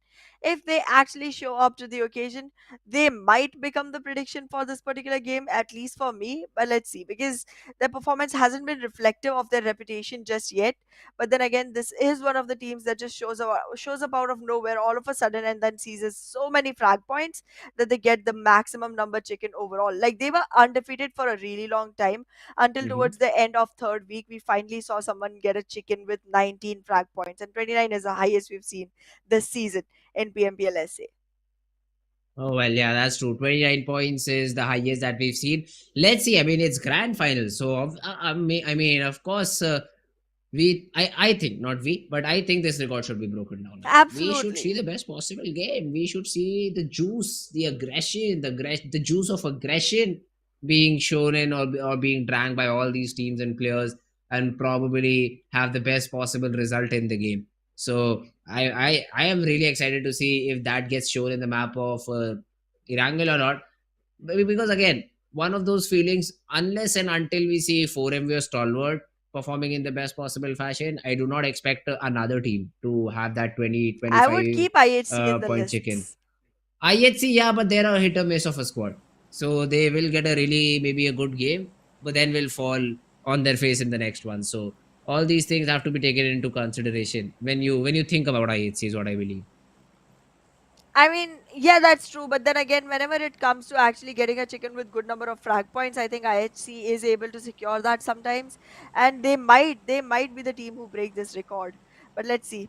As of now, we are seeing a plane path that does not really go very south, but it still does not stutter very far away from a military base. And to be honest, Stalwart Esports is gonna have a very easy, comfortable drop for themselves, and that's something they can prey upon. All right. All these teams will slowly and steadily drop in. For Seal, though, it will be a little bit of a problem, considering they usually dropped around the city of Primorsk, but Yep. this time around, it is a very far away spot. So I don't think so. Seal is going that way. 4MV, do I see them somewhere? I think they've taken a little bit of a later drop, or are they experimenting in terms of their drop location? Because I do not see them anywhere near the city of military base. Exactly. It's going to be slightly difficult to actually find their new spot because, again, considering that they have dropped in the pool of so many teams together, it's not going to be easy to find them. But yeah, look at Yasna Poliara region. This time, even SKYLIGHTZ Gaming has given up on that place, and Stronger Fake Love is the one that actually survives in their location. There's a lot of switch arounds that have been happening, and somehow it seems like they seem to be working as of now because Stronger Fake Love, even after being a team that was able to find themselves in the spot of SKYLIGHTZ Gaming, do become the one to take the first drop for themselves. But then again, the retaliation comes in. 4MV though, near Seal, already acquiring frag points to the name, and my confidence just boosts up. It seems like 4MV is back in the group.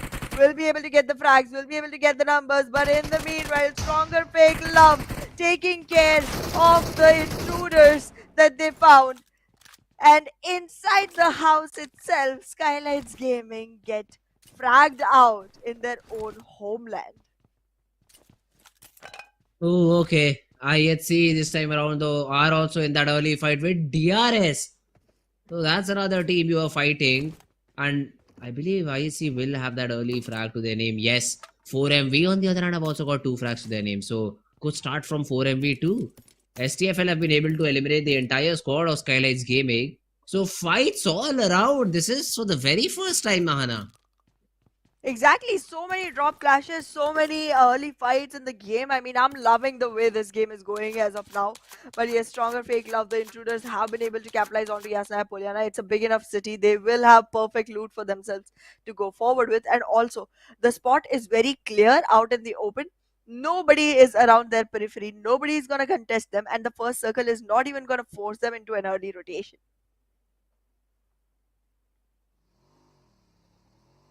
All right, now the zone has been formed now. The first zone, I think Stalwart will be a little bit comfortable considering they do not have to rotate a lot, and 4MV is dropping back. So no secondary drop spots. The only drop class that they had was with the players of Team Seal. Probably both the teams were looking for vehicles to rotate towards their drop area, where 4MV, because they stuck together as a team, could be one of the reasons of success for 4MV, because they got 2 frags out of Seal players. Now Soulless is looting Query. Scooby will loot the small little compounds around Ferry Pier, and then they will also make their way towards a better spot because they're already inside the first zone, towards a better spot inside the zone. King of Spades finding Georgia Pole entirely empty. IHC also changed their drop. Usually they used to drop around that Georgia Pole city, but this time I can see them around the area of Milta Power. So that's where they, I think, had that early battle with DRS and were able to get that 1 frag to their name. It does seem like being able to find themselves back into their own homeland. 4MV is going to be very comfortable in the fight. But yes, DEADEYES guy is very close to Roy Esports, might not be able to sustain a very long time because this team is running slightly low on confidence, and DEADEYES guys, after having lost their player that early on in the last map, might be finding it hard to actually go ahead and participate into battles. King of Spades will be able to find themselves a very clean entry all the way onto Georgia Pole Crater Field. Georgia Pole Hill area, and that's gonna be one good position to hold on to if the circle supports in the next one. In the meanwhile, though, I feel like IHC and DRS have a duel in hands, which is gonna be slightly difficult for IHC to walk out of, and they might not become the high fracking team that we were looking for, at least in this particular map. That's true. Let's see though. I mean, how do they come back? How do they make a comeback? The zone number has already started to close in. So the teams on the periphery, IHC, Mabetex, STFL, have to move in. TDK have already started their rotation, so they dropped in, I believe, Severny, and now have started to just rotate into a different spot. So that's good. King of Space as well will soon start their rotation. Other than that, all of these teams are already inside. I mean, we already know Stalwart will use that Novo Repnoi bridge, easily cross over it, and then try to play or maybe fight against the players of IAWO, or maybe have that rotational clash with DRS. One of these possibilities is an option. So let's see Stalwart get engaged into any sort of a battle. But for now, just holding in, just waiting for the zone to close in, and maybe get some frags early later on in the game. Let's see. Let's see if that opportunity will arrive for Stalwart Esports. As of now, I think they are gonna be moving in towards Milta, but I also believe that the second circle might still have a part of Southern Island into itself, and that's gonna be a much easier position for the side of 4MV to hold on to. But well, as of now, 4MV is just gonna focus onto the loot, find themselves the best exact weapons, the best exact utilities and the gear, just to make sure that they are able to survive the highest and the longest. The helmet looks good on Doc, the vest looks good. As of now, it seems like Doc is gonna have all the right abilities to go ahead and actually fight this off. The vehicle is also on board, so being able to rotate is also not going to be very difficult for the team. They have all the right things in all the right places. 4MV, I think, yes, one of their players has a vehicle and he will be bringing it and probably just doubling up on the number of players you have and then rotating inside the zone. Although, look at this, STFL is the team who got 4 frags, eliminated SG, and now are looking really strong. 4MV and IHC. Those were the only teams that got that advantage in the early battle, and now it has been quite ever since. So I believe once again the fights will start when the third zone starts to close in, because it will be a hard shift, and that's where the players feel a lot more discomfort. Discomfort sure will be there, and it will be pretty difficult for the teams to actually go ahead and take those fights. SCFL already surviving with the blue, SKYLIGHTZ Gaming already losing out with no frag points to the name and no placement points either. Seal losing a couple of players, DRS losing one. This is not the best opportunity for these teams that early on the game, actually losing players.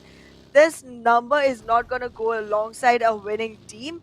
So these teams will have to be fighting for their survival really long time without actually indulging into any fights that can lead to their own loss. So that's going to be a very tricky decision to make. But well, if you talk about the circle and the positions of the teams inside it, it's very scattered. And right now, not multiple teams are found in the same exact spot trying to take up fights which are not meant for them. And that's going to be something they can actually play upon. But unlike my prediction, the circle will go all the way up north, and Stalwart Esports have found a spot inside, but they are in a fight against DRS in the meanwhile, and 4MB is still not able to rotate just yet. DRS Delta threw a few shots, also got some good connection, so the damage was dealt. Not enough though to get that knock. He would have wished to, have some support, maybe a teammate with him to spray with. Then probably together they could have taken down one of the players. But yeah, I8, the remaining players also have been just spotted down. Sprays thrown in, but DRS won't be lucky enough to find another knock. It is a central zone shift after all. So most of the teams had already crawled in the zone previously, and the remaining ones will do so in the near future. Seal, the only two players surviving, so they will take their sweet time, and 4MV from the military base island. The late rotation is also not looking a problematic thing, because most of the teams are concentrated towards the center of the zone. And this has been the story for this region, because I believe in multiple instances we've seen all the teams just rushing towards the center as soon as the zone formed. But wait a second, Leo is in a fight with the player of King of Spades. ExoX is down on the ground. The throwable gets the job done. But now let's see if Leo are able to close the fight in their favor or not.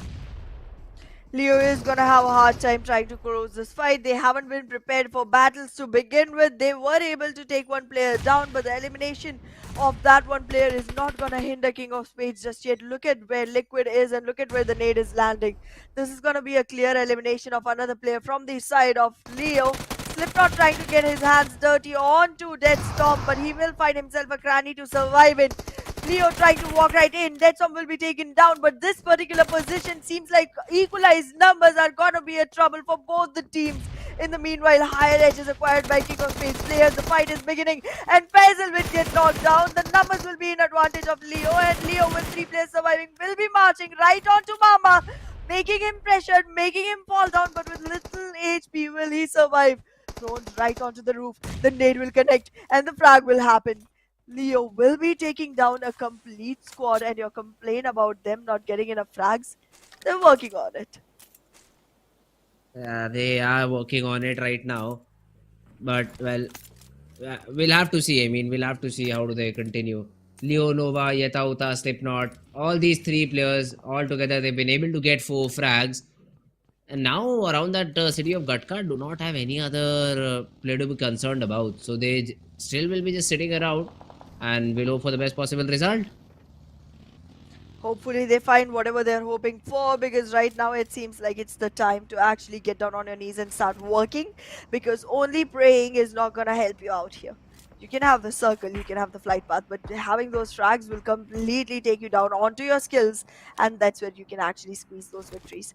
In the meanwhile, though, circle will move a slight shift towards the eastern side, and this northern region near school will become a prime location for teams to go ahead and march onto, because right now it seems completely empty, and that's going to be a spot that you can capitalize onto. In the meanwhile, though, HVDC and NBeSports, both the teams surviving in similar spectrum of colors, will be fighting off each other. But then again, both of them have all 4 players alive. Both of them are very far away from each other. Knocks can happen, but confirmations won't. However, Stalwart Esports will find themselves confirmations onto the players of Seal, and with Nizet taking that one down, they will have another frag added to the team. Stalwart, yes, this is their frag, but Action is not in the game, and Action has been a very key player in all of the games that Stalwart have played. Somewhere, if they zone and somewhere around poaching, it will be a fun thing to see. 4MV is in a fight with the players of Raw Esports, and Jiggle is knocked out. Sky was also in the same position, but has been taken care of. 4MV lost 3.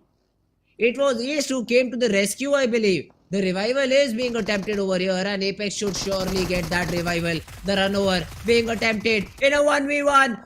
Praveen was very low, but is able to get the final confirmation, and 4MB once again bite the dust. This was a very early elimination that 4MV will have to embrace.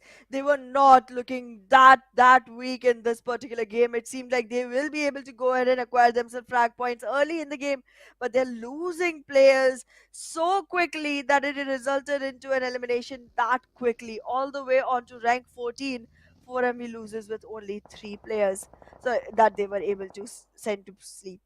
This could have been a fight that actually resulted in 4 more, but they were just not able to fight off that march in coming in from the side of Raw Esports. As of now, Raw Esports will celebrate with the number of frags they have, but the revival, that will require time, and that time is what they need. If anyone marches on right now, Raw Esports will have a very hard point going forward. But in this moment, the predictions have come back online, Fritz, my buddy, and I feel like this map is 8. gonna be one in which I'm gonna let you predict first. My correct prediction stands 8 and not 7. You stand Don't know corrected, it why is the 7. producer has made the mistake. Hopefully, he'll correct it in the future. But if you talk about the prediction right now, let me see. I'll go wild prediction DRS. Let's go. Alrighty. And I am Can I going... change it? Can I change it right now? Because the zone just formed in front of Go my for eyes. it. I'll go for it. STFL. I wanted to go STFL. Never mind. Nah, but you said I can change it. I'll go STFL. Yeah, it's okay. I will go with NBeSports, buddy. Ooh, okay. Another team that I thought was in a good spot, but then did not pick them up because I do not have much confidence in NBeSports. But let's see, man. Let's see. I'd like to see NBeSports play. Mabetex right now is in front of I believe Zero has already spotted the player out, and he's like, yeah, let's not take fights away from my own team. So they will also just fall back. Zeol is still trying to, have that DP28, spot anyone that comes his way, shoot him down, try to take him down. XMPL on the other hand takes a knockout to Octopus. So fights have also started. T2K showing up. That's another team that I kind of forgot when the predictions were asked about. They were very far from the circle. That's the reason I did not go for them, because they were all the way down south. The circle formed slightly towards the northern area. But in the meanwhile, Mabetex, they just saved themselves from one fight, but they walked right into the other. HVDC will be able to take care of this one, but in the meanwhile, HVDC will suffer loss from the side of Stalwart Esports. The team only has 3 players alive, but those 3 are looking good enough to be able to take care of 3 from the side of HVDC. Now it's only Ryuk, and he's the only survivor, and his only option is to survive and not fight. I had another only, and it could have sounded like a poem. I was trying to make it one, but then there were too many onlys that only itself did not stay the only in the sentence. Like, no. Still does not make sense to me because I weak English, but okay. Stalwart Esports, they are throwing in the third parties over here. Viper, the lucky headshot, the bullet did travel to Viper's head. Okay, still not there, and yeah, man, what will you do even if you are able to get that knock? Jane spotted down. Oh, one more bullet, and that's the knock. Once again, the same question: what do you even do after that knock? You cannot push it. The only thing you're doing right now is damaging your opponent's helmet and vest. So keep doing it. Keep doing the job, because I believe Tops is still hoping to get any spam that he can. DRS on the other hand, Delta just runs Yata Uta over. But I'm really glad I did not pick DRS because I only see Delta surviving. Exactly. It does not seem like Killer YT is also going to be saved at all in this particular situation. And Delta alone won't be able to squeeze the victory for the team just yet. So that's going to be another story that DRS is going to have to survive with. But yeah, I mean, in this current situation, DRS does sustain their 8th position in total. Well, look at the wow. Okay, I'm liking this. 97 points on Solid. Great. Yeah, that is the most predicted team among our talents too. I mean, the only two teams I'd say predicted were 4MV and Stalwart to win the tournament. The only two teams. Yep. And I believe 4MV has already fallen way, way back in the race. So they really need to maybe come back today or I maybe mean, they're tomorrow's on their day fourth where they're able position to as of achieve, now. yeah, fourth position. So it's not that good. Meanwhile, STFL though climbing up a ridge could be a little bit of a risky dance that they're trying to attempt over here. But hey, till they survive, I won't question them a lot. The zone has again formed a little bit of a central shape, but then moving away from the city of Pochinki. Hey, this is going to be an epic battle now. Right now it seems like IHC is taking a lot of damage from multiple directions because STFL has literally scattered themselves across the plains and are able to find the frags that they want from multiple angles, distracting the teams and also making them delusional of the fact that the person fighting them belongs to the same team as the other. So that's gonna be, one hell of a game to play from the side of Stronger Fake Love. But then again, they are losing players as well in the process, and being able to go ahead for the revival is gonna be pretty difficult. So I feel like this team is not gonna be surviving with all fours going forward, but the position of Stalwart Esports at this point of time definitely looks optimal. They are able to take care of multiple teams around them.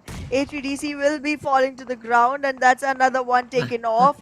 And now it's literally all onto DEADEYES, guys. They are being targeted, they are being pushed upon, but then again, not having any action come close to them will make them survive a little longer. In the meanwhile, though, NBeSports find themselves in a very difficult situation with Stalwart and DEADEYES guys sandwiching them from both the directions. Oh, STFL Dobu is trying to hit those shots. He's not able to connect any. And the rotation will also be this thrown in. So STFL, they will also have to rotate back from their normal spot. Delta on the other hand gets a runover knockout to Slipknot, runover finish out of Slipknot. And just with that, Leo Esports will be eliminated out of the game. STFL, they somehow brought their fifth player back into the game. Don't know how, but it's a pleasant surprise because I did choose them as my prediction. But as soon as I say that, Demo just goes back up, gets the knock onto Dobu once again. Well, the current situation does look very optimal for the teams trying to capitalize onto STFL players. IHC has an option to actually move closer. In the meanwhile, Roy Esports can find themselves a third party that they can actually capitalize on. DRS, the solo player surviving, can find himself an option to actually get back closer into the circle and find a more secure spot to survive onto. In the meanwhile, though, NBeSports will go ahead and commit to the fight, take a few players off, and make DEADEYES guys struggle harder. This is the position where NBeSports is starting to invite Stalwart Esports right onto their faces, and this is where the prediction will start to fall short. Let's see if Stalwart is going to be able to make much of a wave here, because until the ground is moved under the feet of NBeSports, this is going to be a situation they can recover from. Okay, now Senor has been able to get another knockout to IHC. So now the tables have turned, although a little bit of an overpeak, and the DP28 will do the job. That's a good knockout to Senor. It will release some pressure. But then Dobu is pushing in with the vehicle he has. The Dacia is being thrown in and try to get the revival will be attempted overall. So let's see STFL if they're able to get that revival or not. On the other hand, the other two players also have to get inside the zone as soon as possible because the zone, although is a central shape, but all the compounds, all the ridges are now out of the equation. From the side of IHC or STFL is what I'm saying. Because the other side of Pochinki is still somewhere in the game, somewhere inside the zone. So this sort of a really weird zone. This is a really weird zone for me to see. Well, let's see how the other players try to use it properly.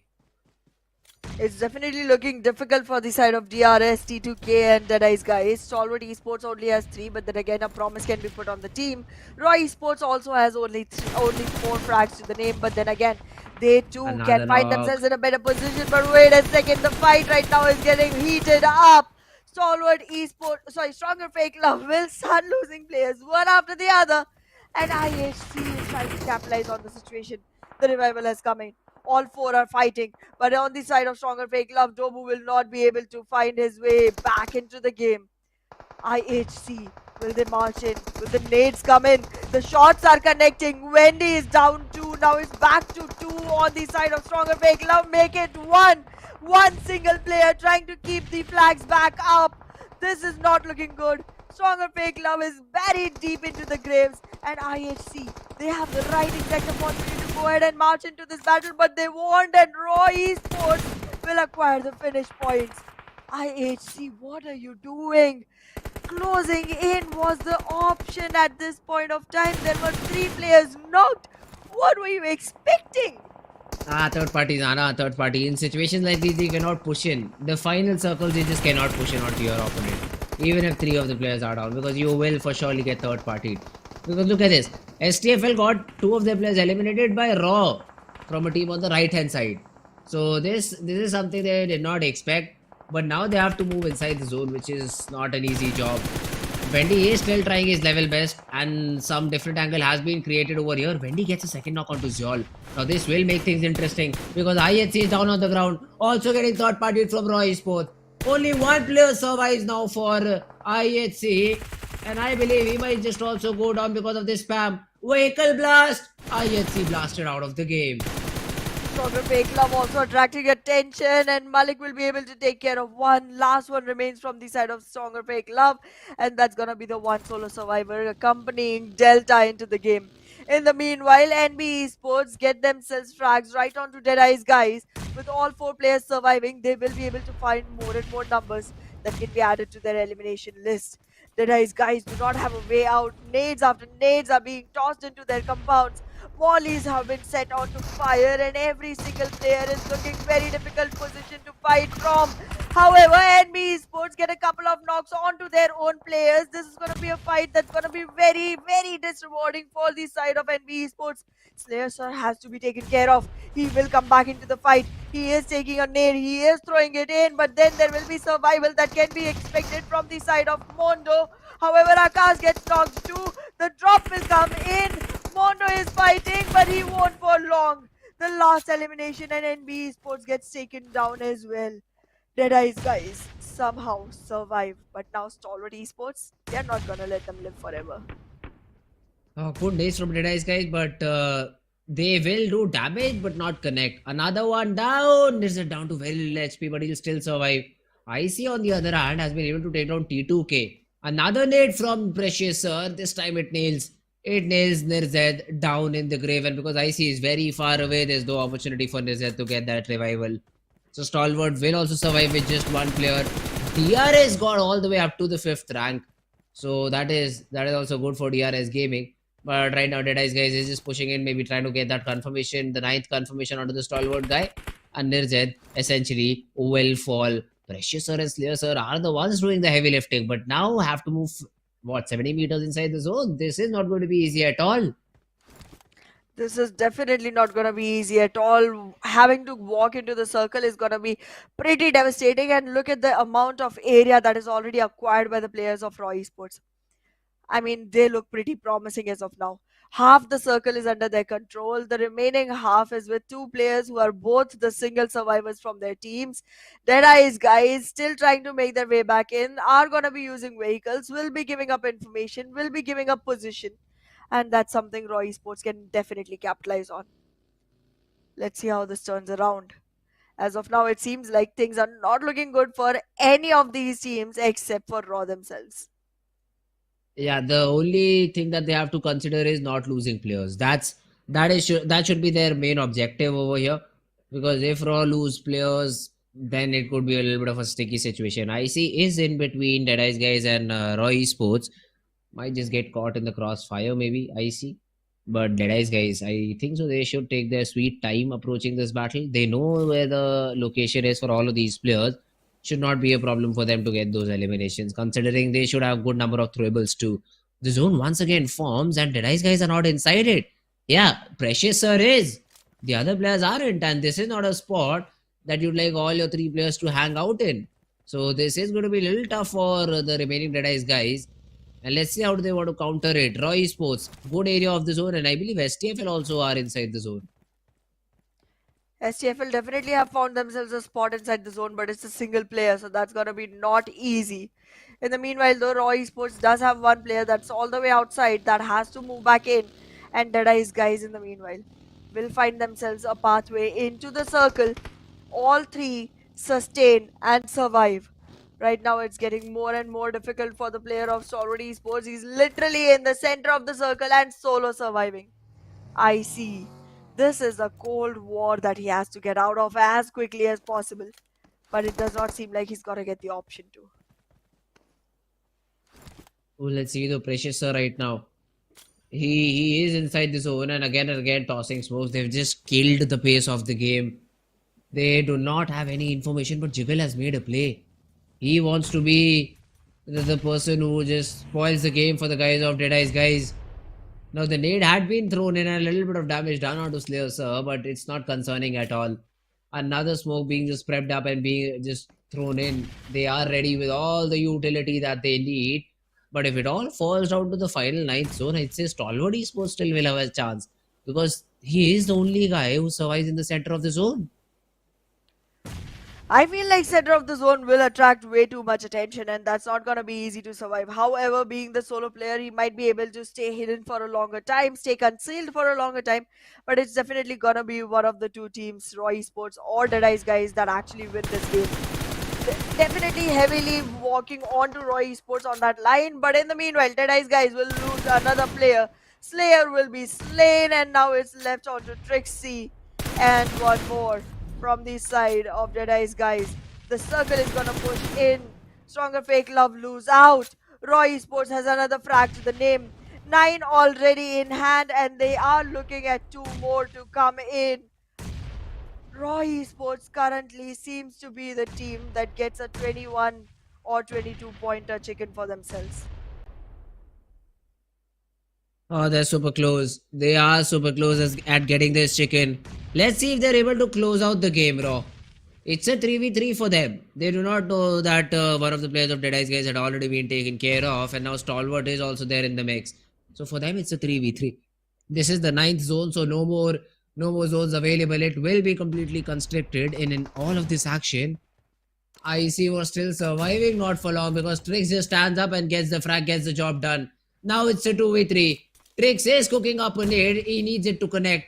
It will not even tag any of the guys, and Precious Sir also falls from behind. Trix, 1v3. The shotgun won't do the job. And Raw Esports find themselves a chicken dinner. Raw Esports flying back in, getting themselves the food they need, and with this powerful, power-packed performance, they are gonna be able to find themselves the victory that they've been rooting for. With this winner chicken dinner with 21 total points as expected, the team will be finding themselves on second overall rank. Well done.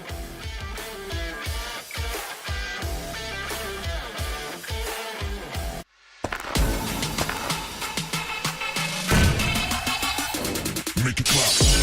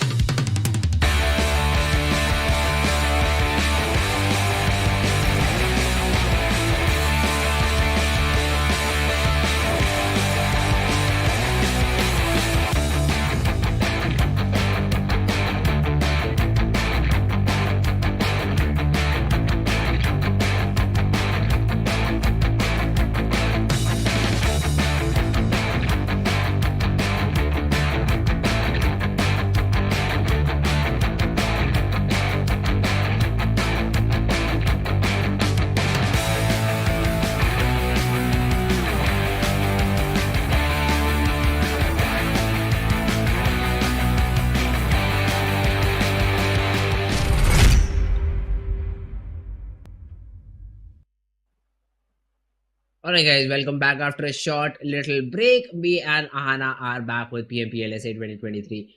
A decent game in the map of Erangel. Was expecting a big frag chicken, that did not come because again these zones when they end around the city of Pochinki, you have a lot of solo players surviving because they can just survive in any compound they want. You have a lot of snakes around there in the grass. STFL also were a snake in the grass that literally spoiled the entire game for DEADEYES guys.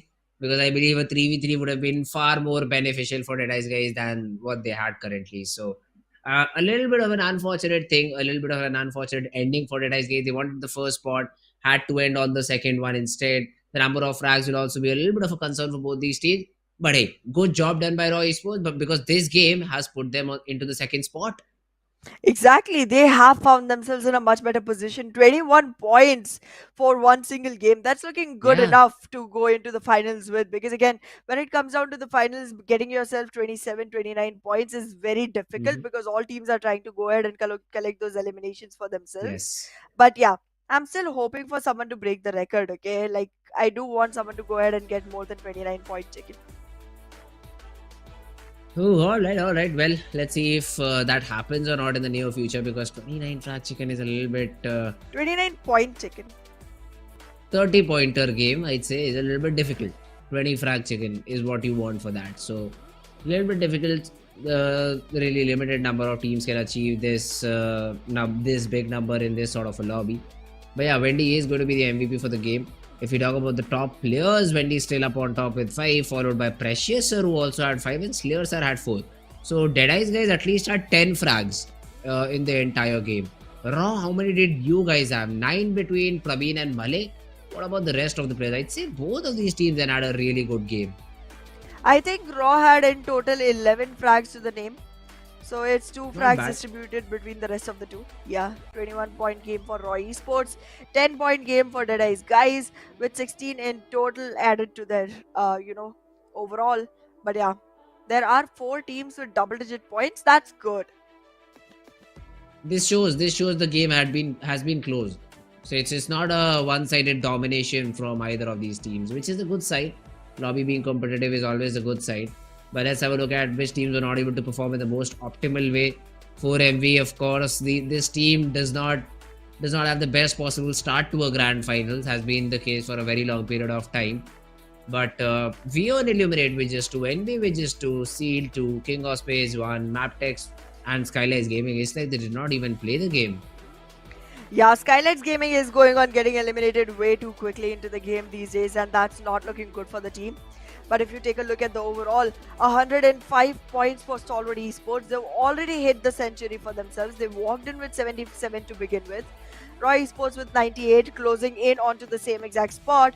But well, for MV, they are gonna be struggling to make their way back into this scoreboard, and it seems like Raw Esports is challenging everyone right now. Oh yeah, Raw Esports is definitely challenging everyone. We talked about this team. They had a great day overall. But after that, they were sort of a hit or miss kind of a squad. Again, they showed a good performance. Won't say anything regarding that. They've definitely shown a good performance overall in this game. Consistency is what I demand. If you can give me the consistency, then definitely you will be a team to be watched out for in the upcoming games. Absolutely, consistency is definitely going to be one of the most important things for any teams that wants to make it through. Even if you don't keep getting consistent chickens, being able to get any eliminations, any good placement points is going to be helping the overall score line that you're going to be walking with, and that's going to be very essential for every single team that is in this tournament right now. Being able to Mhm. get yourself the maximum prize pool is one goal. Being able to get yourself the bragging rights is going to be the other. But then again, making it into top 12, making it into SAC is still gonna be on the line. So being able to find yourselves in the top 12 is gonna be important for all of these teams. Oh yeah, well that's true. Being able to find yourself in that particular situation is definitely going to be important, very very much. But now we have a fun little segment. So it's that TDM battle, if I'm correct. I mean, we've already Yes. been through 3 maps, right? Stalwart and So Venom now we DE. will be moving on to that TDM game. It is between Venom DE and Stalwart. So both these teams have been having some good games in the not Venom DE, because I think Venom DE just got eliminated, and now Yeah. this is the only tournament that they are alive in, the TDM tournament. Let's see if today is their last day, or will they continue it through to the grand finals. That's the biggest question that I have. So yeah, Stalwart Esports and Venom DE, a match to look out for. Absolutely. Taking a look back at the way the brackets were, Venom DE and Stalwart Esports. Out of these, Stalwart Esports did not play the round 1. They were placed in the round 2 to begin with, but Venom DE has been sustaining themselves since round 1, has come all the way to the semi-finals, and now is looking forward toward the finals. This is their last exact opportunity to make it through. They literally lost their spot into the grand finals by a single point, and it could be the same story on this Yeah. as well. Let's hope it isn't. Oh, let's hope. We all we can do is just hope right now. But for now, let's just jump right into action. Let's see how this game of TDM is going to be. Will Stalwart just run over the players of D Venom, or is it going to be the other way around? Let's see what the situation looks like. As of now, no frags have been attained by either of the teams. And right now, Stalwart is definitely going to be struggling slightly, considering that they've played 3 matches that are in the grand finals and they have to play 3 more. They are going to be able to acquire themselves a frag, but then Venom DE will come back into action, get 4 for their own. 4 for Venom D. That's the kind of start, man. D Venom is so very aggressive, and these early starts have been sort of the way that they play. 7-3 still in that lead. You only need to send the team home once, is what I feel for Venom D. After that, they are able to always have that lead in their favor. Action gets taken down by Krita's Groza. There's a nade being popped by Nirzed, and it's a really good one just thrown at the feet of your opponent. And you have been taken down. Nirzed was caught reloading there. And once again, the lead gets increased. Well, the lead keeps mounting from the side of Venom DE. They have acquired 11 points for themselves, already hit the double digits, and now they are trying to fight off against Stalwart Esports as quickly as possible, trying to aggress into the spawn through the warehouse, using throwables, trying to push the team back. And right now, they have literally more than double the points that Stalwart does. Oh, Nirzed also gets that connection with the nade. He is still trying to just drag this game back into their control and has a little bit of support from IC. But Riley, look at this, into their spawn, but gets taken down.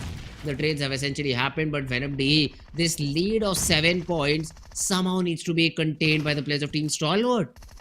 Absolutely. Stalwart Esports currently is finding it hard to find their footing. Tops right now has very little HP. IC will get taken down. Action will get taken down. And the number keeps on increasing. 9-point lead for the side of Venom D. Make it 11. Venom D is just not stopping at all. Out of control. This team is a beast right now. Oh yeah, this team definitely is a beast. 26-12 from a team which is right now in your leaderboard leading the global charts, and you just come in and destroy them like this. Look at that peak. IC did not even have a chance to react. The trade did not come in onto the D Venom guy, but still, man, 29. 11 more frags needed for Venom D to close the game in their favor. Tops is very low on HP and is gonna be taken down as quickly as possible. Action will get down as well. And with this, Venom DE sustain themselves on 32. It's looking huge. This lead keeps on surmounting. 34-19 right now, man. This game, I think it just has ended. It just has ended in a fashion I, for one, did not expect. I knew that Venom D might just win this one out. I had that feeling, but the game, according to me, should have been close. Not like this, man. It's like a train just ran over the players of Team Stalwart Esports, and they're out of the tournament. Venom D, the first team to qualify for the grand finals. With a 19-point lead nonetheless. I was telling you, bro. Since the beginning, I was telling you the grand finals are gonna happen between Venom DE and High Voltage DC. And now it seems like the words are coming true. Wow, what a domination. Did not expect that at all. But now we will see Venom DE again in the finals. That is going to be on the 20th. But tomorrow we will see if High Voltage DC will also be able to make it through. Or will it be T2K creating an upset? Ooh, yeah, that's true. I mean, T2K, they will have a big chance of creating that upset. And one good thing, Anna, Venom D, even though they were not able to qualify for the main grand finals, they've at least secured another $300 extra. So even if they lose in the grand finals, which I don't think so they will, this is the only team that I've seen consistently winning their TDM games like that. So if they are able to win out the tournament, $700, 1,000 more, I think 2,000 more, uh, according to the league stages. But after that, man, that's the way to finish off the game. I did not expect this result, that this sort of domination. Great job done by Venom DE. Let's see though. I mean, in upcoming match, Stalwart will have to play it out. So don't know if Stalwart is ready to face the lobby after that sort of demolition is what I'll say. Exactly. They literally got annihilated in this position. 19 points lead. That's the biggest we've seen in TDMs. And it was acquired against Stalwart Esports, the leader of the regional charts right now. This is not looking very good for Not Stalwart, at and all. it might have caused them, confidence breakdown. But then again, they do have 3 more maps to play. They will Uh-huh. have to bring themselves back into the game and play each match at the time. But yeah, I am so happy for NMDE right now. Even after not being able to make it into the grand finals, Mhm. they have sustained themselves to the grand finals of TDM at least, and they've done it in a very dominating fashion. Yeah, they for sure have done it in a very dominating fashion. I just loved the way NMDE played. But yeah, now back to the game. I think it will start in a very short amount of time. The players are just taking their time. They oh never mind, it's already loaded in, guys. 2 minutes. Within less than 2 minutes, we will be jumping into the fourth game of Miramar. So I'm super excited to see King of Spades is a team which really likes Miramar. In the first Miramar, they also showed a good performance. Not the best possible one. I'm not saying that was their best showing ever, but that has been the story for King of Spades on Miramars. They get 10 plus points every time. They have been very consistent with it. So I believe one more game like that will definitely put them in top 5, top 6, somewhere around that region. So we'll have to keep an eye on the players of King of Spades. Other than that, the other team will maybe have a little bit of a hard time. 4MV has been having a hard time right now performing in the grand finals. I believe that grand final jinx that they usually have is also working for this tournament as well. They do not perform good on day number 1, and that's something we are seeing right now. So yeah, we will be jumping into the game really shortly, and Hana, I believe, should be a close game. Absolutely will be. Absolutely will be. All these teams are trying to find themselves the best exact position to actually make it into the SAC and also find themselves the most amount of money that can be related to it. But yeah, that Mhm. association will have to wait a little because these teams right now, Okay. considering that each one is trying to step up their game, is finding themselves in a very uncomfortable spot as well. And being able to challenge your discomfort is something that the teams are going to have to deal with. And right now, I feel like there are a few names that did not rise up just yet. I'm not expecting much from Seal, but I definitely Mhm. want to see DEADEYES guys actually get themselves a chicken. They did a great, game in the last one, an absolute performance. But then again, there do come in players who are able to take down numbers very quickly and very early in the game, leaving the team kind of hanging towards the end. So yeah, if DEADEYES guys is able to secure the numbers for a really long time, I feel like they might have a great shot on this one, and they seem to be one of the teams that I want to see come back on top soon enough. Yeah, well, we'll have to see. I mean, we will have to see if that is the team who is able to come back out on top. But yeah, I think we have some time. The players are still taking a little bit of time to load in, and we will be jumping into the game really soon. But before the game starts, I would again like to remind my producer, please, bro, not kidding. 8 predictions is what I've got right. I have Ahana to support me. She also knows that I have 8 correct I have predictions. no support for you. Hey, wow! Now you played unsportsmanlike, huh? And now you played like that. Wait, no, Okay. actually, to be very honest, I do think I do think that it went down to 8-9, but now it's 8-10. Yeah, I do think exactly. that, but I don't remember when exactly that eighth one happened. But I do feel like I remember seeing the eighth one come up for you. So yeah, we'll find that out. And I at the end mean, of today, at the if you want me to start the streams and give screenshot of every correct prediction, I'll do that happily. But then You I don't need one have extra to. point for All you that. have to. No, no, no. But then You I'll need don't extra have point for to. that. You don't have to do that. All you have to do is find out a game where it is 7 predictions for you, and then your prediction, and then the No, winner of no, that. no. I won't do that because it'll be a little bit of We've won a over the producer. easy He's task. changing it. Relax. Nah, it's his job. It's his job to correct me. It's his job to do that. So he should have already done that. That's why I'm just continuously reminding, because I still also remember that 8 predictions. You want an extra point. I do, but I do not want it in that way that you are throwing it on camera. Like, you want extra point, take it, bro. Not like I earned that point. Okay, I got it with the correct The prediction, eighth and you got, the eighth you yeah, got, the eighth has yes. already been added by the producer. But you said Oh, you we'll want an see. extra point if you have to go through Yes. the hard work So of getting it. exactly, because I will be doing the math. No, I will be doing all the hard work that there is, and there should be a reward for that. That would be one more point. I mean, I don't see a problem in I that. mean, you would still be a point behind, but okay, try your luck. Yeah. Other than Wait that, a though, second, what? Stalwart Esports and Raw Esports, there's a head to head, but it seems like Raw have the overall advantage. I believe this is for the grand finals right now. That's Yep, why Raw have that entire advantage. 23 eliminations in their name, 17 for Stalwart Esports. Even in the damage area, they are like what 400 points in front of Stalwart Esports. That's a great job done by Raw Esports. exactly. There's a huge leap that Raw Esports has acquired for themselves walking into the finals. They do have equal number of knocks, but then eliminations do go in the favor of Raw Esports. And if this continues in a similar pattern, Raw Esports might be able to topple Stalwarts. Now, who thought that? Yeah, nobody.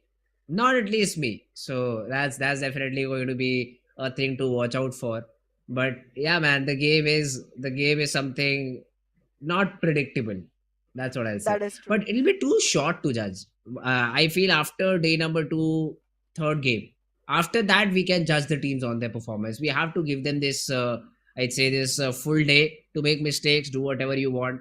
But the team that will be able to recover in the next three games, well, that will be the team who will be playing a little bit better. That will be the team moving forward towards SAC Championship. That will be the team moving towards the hashtag number one spot. If you don't do that, well, we are just here to entertain the audience. You are the ones who have to play the best possible game. That's true. But I'm still having a huge complaint with Raw Esports. Where were they the last week? Like now they suddenly show up with such a difference in statistics compared to Stalwart Esports. Yeah, Where was this performance last week? Guys, I put my money on you. I put my bets on you. I lost put all my of it. predictions on you. Now put I it am again. so disappointed right now. But we already went in with our predictions. I already predicted someone who is already letting me down so bad. It's okay, Anna. It's okay. This time I believe Raw will be able to win the game and you will have your prediction timing incorrect, because of which you might just lose the prediction game once again. Why should I even lie? Once again, you will lose the prediction game. But yeah, the game of Miramar is all set and ready, and let's jump right into battle. I think it's a very north side playing path because I see Campo Militar on the line. The players will slowly and steadily be dropping in according to it. I believe this playing path will deter players from going towards Valademar, Chumasera, but except for that, all the other cities are reachable. It definitely seems so. As of now, the northern area teams are going to be super happy. And okay, never mind me. I was going to say that it's going to be a slightly difficult game for VenomD, but they're not in here, and I remember that. And it's slightly sad because we just saw them win. Damn it, they would have gone to Valadilmar. Why am I reminiscing? It's okay, Anna. It's okay. You'll get better with time. That's what the doctors say. Wow. So that's the line. I'll say it to you. But yeah, the other teams, Mabetex, Torreon, Muda, Leo, somewhere around Cruz Del Val, all these teams slowly and steadily dropping in. I'd say 4MV still go towards Tumasera, right? I don't think so. They'll change their drop location because it's too far away. Because they literally never do that. Stalwart Esports, San Martin is the city that they drop. DRS, on the other hand, they are the ones dropping somewhere around Hacienda del Petron main building. It's the usual drop location, so no surprises there. Plus, the zone is also super supportive for most of these teams, except for the teams on the eastern part of the map. The other ones are being covered by the first zone. Well, most of the teams are going to be rejoicing this particular position. But well, it does seem like it's going to be slightly difficult for the teams all the way towards Mabetex, all the way towards Seal. And if Seal actually tries to go to their, usual drop location, that's going to make things even harder. In the meanwhile, though, High Voltage DC already aggressing onto the players of IAWO. And right now, it seems like High Voltage DC is not going to be in close enough periphery to go ahead and make those frags happen. So they are gonna have to look for better loot, look for better vehicles, look for a position from where they can actually march in towards the team. They know the location, they know exactly where they're gonna find IWO. So it better be that they take their time and then walk in. But wait a second, is Octopus caught red-handed? Is Octopus caught all alone in a tough situation? Oh no, this is a fight that Octopus does not want. I get it, he has 8 tentacles, but they are not gonna be, going ahead and filling up for the 4 players that are required for this fight. As of now, it seems like IWO is gonna be having support arriving for the players. And in the meanwhile, the players of HVDC will rearrange themselves. This one single player, Ryuk, is completely found alone. And that is going to be the position that Octopus marches on to. With support of the team, he might be able to get this frag. Knows where the player is, has spotted him, will turn around, and with that trip, marching right onto the shack. Takes some damage but will deal more. But wait a second, Octopus gets taken down, eliminated, and Ryuk knows he has no way out, so he will be able to confirm the first frag that he got and then lose his life to it. 1 frag, 1 elimination. That is where IAW is, and 1 frag, 1 elimination. That is where even HVDC will be. This trade, not beneficial for either of the teams, will still announce the first fight of the board. Oh, IAW. Yeah, still on the bottom charts. And I mean, the situation is not improving considering they've lost one. Yeah, the trade is there, but won't favor you a lot. IHC, on the other hand, a team sitting on the 7th position, all the frags that they can get will push them a little bit up on the leaderboard. So that is also a great thing for IHC to find early frag for sure. Good. But now Demo, because he's all alone, it's better for him to fall back. He should just take league, maybe play with the result, the positive result that he has. Also had good loot. So maybe if he wants to reset, could call his team, fight off against HVDC, and then maybe going for something different. But yeah, not right now. The other teams will also slowly and steadily start rotating inside the zone and probably get a better spot. That's true. Take a look at the board though towards our right, Fritz. The team with the maximum number of frags is gonna be Raw Esports, leading everyone else with at least 5 points to the name. But well, in the meanwhile, IHC marching right on to HVDC will find Sanjir, will get the knock, will get the elimination. HVDC, multiple teams, they're picking fights and they are every single fight losing players. When did HVDC become that team? Earlier we were seeing them go into fights and literally win every one that they found. Oh, run over onto 1. And now IHC will revive the fallen one. Yeah, IHC will bring Zol back into the game, and they will continue with all their 4 players surviving, have 3 frags to their name, no problem whatsoever. 800 meters is the distance that they have to cover in. The only little difficult thing I see over here, they have a minibus, but then nobody is near IHC. They will have to move a little bit further away to find T2K, and Godless will probably get that information earlier because that bus is the last vehicle to rotate. So they should not have a lot of trouble getting inside the zone. San Martin, as I said, Stalwart Esports would love to hold the city down. That's exactly what they're doing right now. On the other hand, DEADEYES guy is somewhere around the center. So between Montenegro and Power Grid, they've stopped. You can see it on the minimap, just letting you guys know. 4MV still haven't started off with their rotation of Chumasera. So, and why would they? The first zone still has 2 minutes, some seconds left to close. So they will take their sweet time and then get inside the zone. Let's see if the zone is gonna be favoring them going forward. But as of now, we can see quite a few teams trying to survive their way in. But in the meanwhile, King of Spades will try to rotate, giving out a lot of sound cues to the players of NBeSports. But then again, Mondo is alone, won't take the fight. He does know that even Deathstorm is alone. But right now, fueling up the vehicle, will be moving on. This is not a sure shot information that Mondo has, so he's not gonna aggress. But wait a second, Deathstorm, what? Why is he? Okay. Finally back in the vehicle. Running back to the team. It's a little bit of a thought. Then yeah, nah, let's not do that.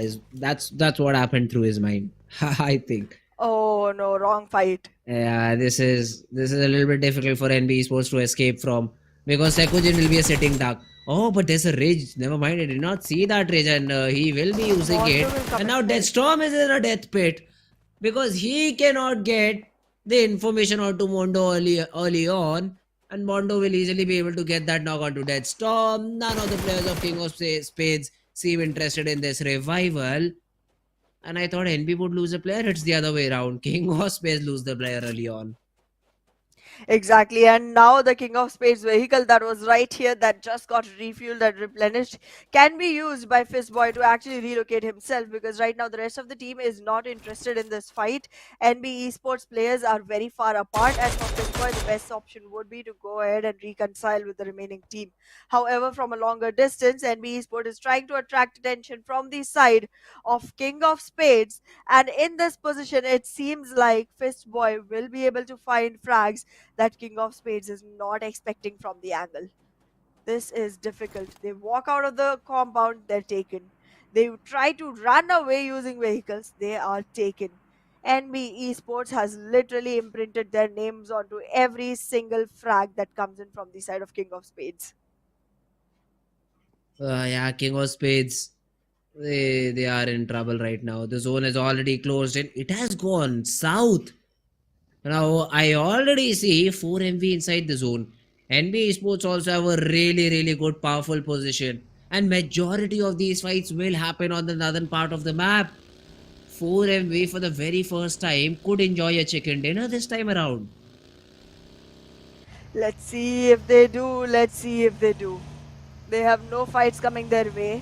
They have a great position in the circle. They are gonna be able to find it very close to Chumbasera itself. But as of now, them marching towards the center might not be the best decision. They will attract attention, they will attract bullets, and some might even stick. So this is just a position that 4MB should not compromise very early. But well, in the meanwhile, NB Esports still surviving with all 4 players, having a frag to the name, will be rejoicing with that one elimination point that they could add. But in the meanwhile, HVDC will try to enter in from San Martin into the circle in a very difficult position. Ooh, okay. Now, most of the teams have already made their way in. And I also see 4MB going a little bit towards the center area. Roy Sports have already started this fight with the players of Team Stalwart. And action is down on the ground. He is not spotted, but I think the third party will come in. Yes, Rig from up above will be the player who will secure that frag. So even though the knock was achieved by the players of Team Roy Sports, the frag does not go their way. The frag definitely does not go their way, and now Roy Esports trying to wait for the right time actually slipped out on the right position. Anyways, they are gonna be able to find more onto Stalwart, and in the meanwhile, look at the chaos between Deadeye's guys and DRS. DRS already losing a player. Deadeye's guys trying to fight it off, losing another. Now the crossfire is coming into play. Every single player is trying to find themselves the frag.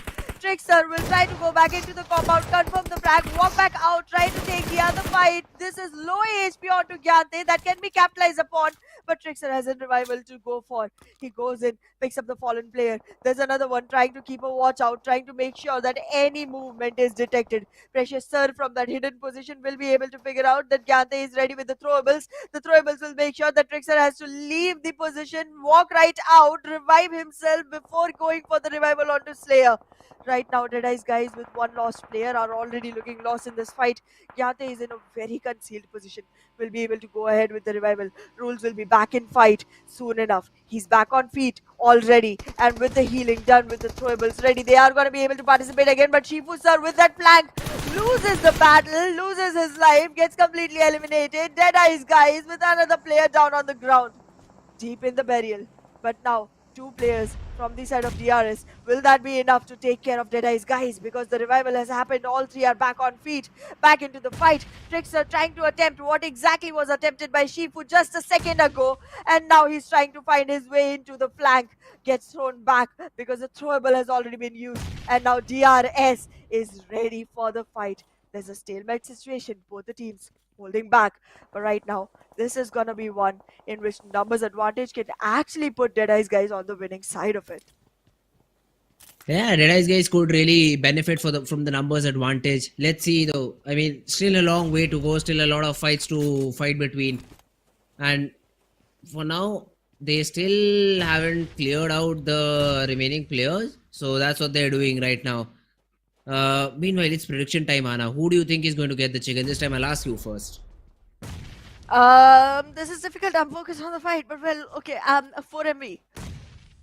4MV? Interesting. The fight is all finished up. I mean, there's a third party element, I believe, that will come in and finish the fight. But DEADEYES guys is not the team that like to push in, unless they get this nade now. So otherwise, the fight could be choked by them. I don't think so. They would like to push in over here. Mabetex is really pushing the boundaries.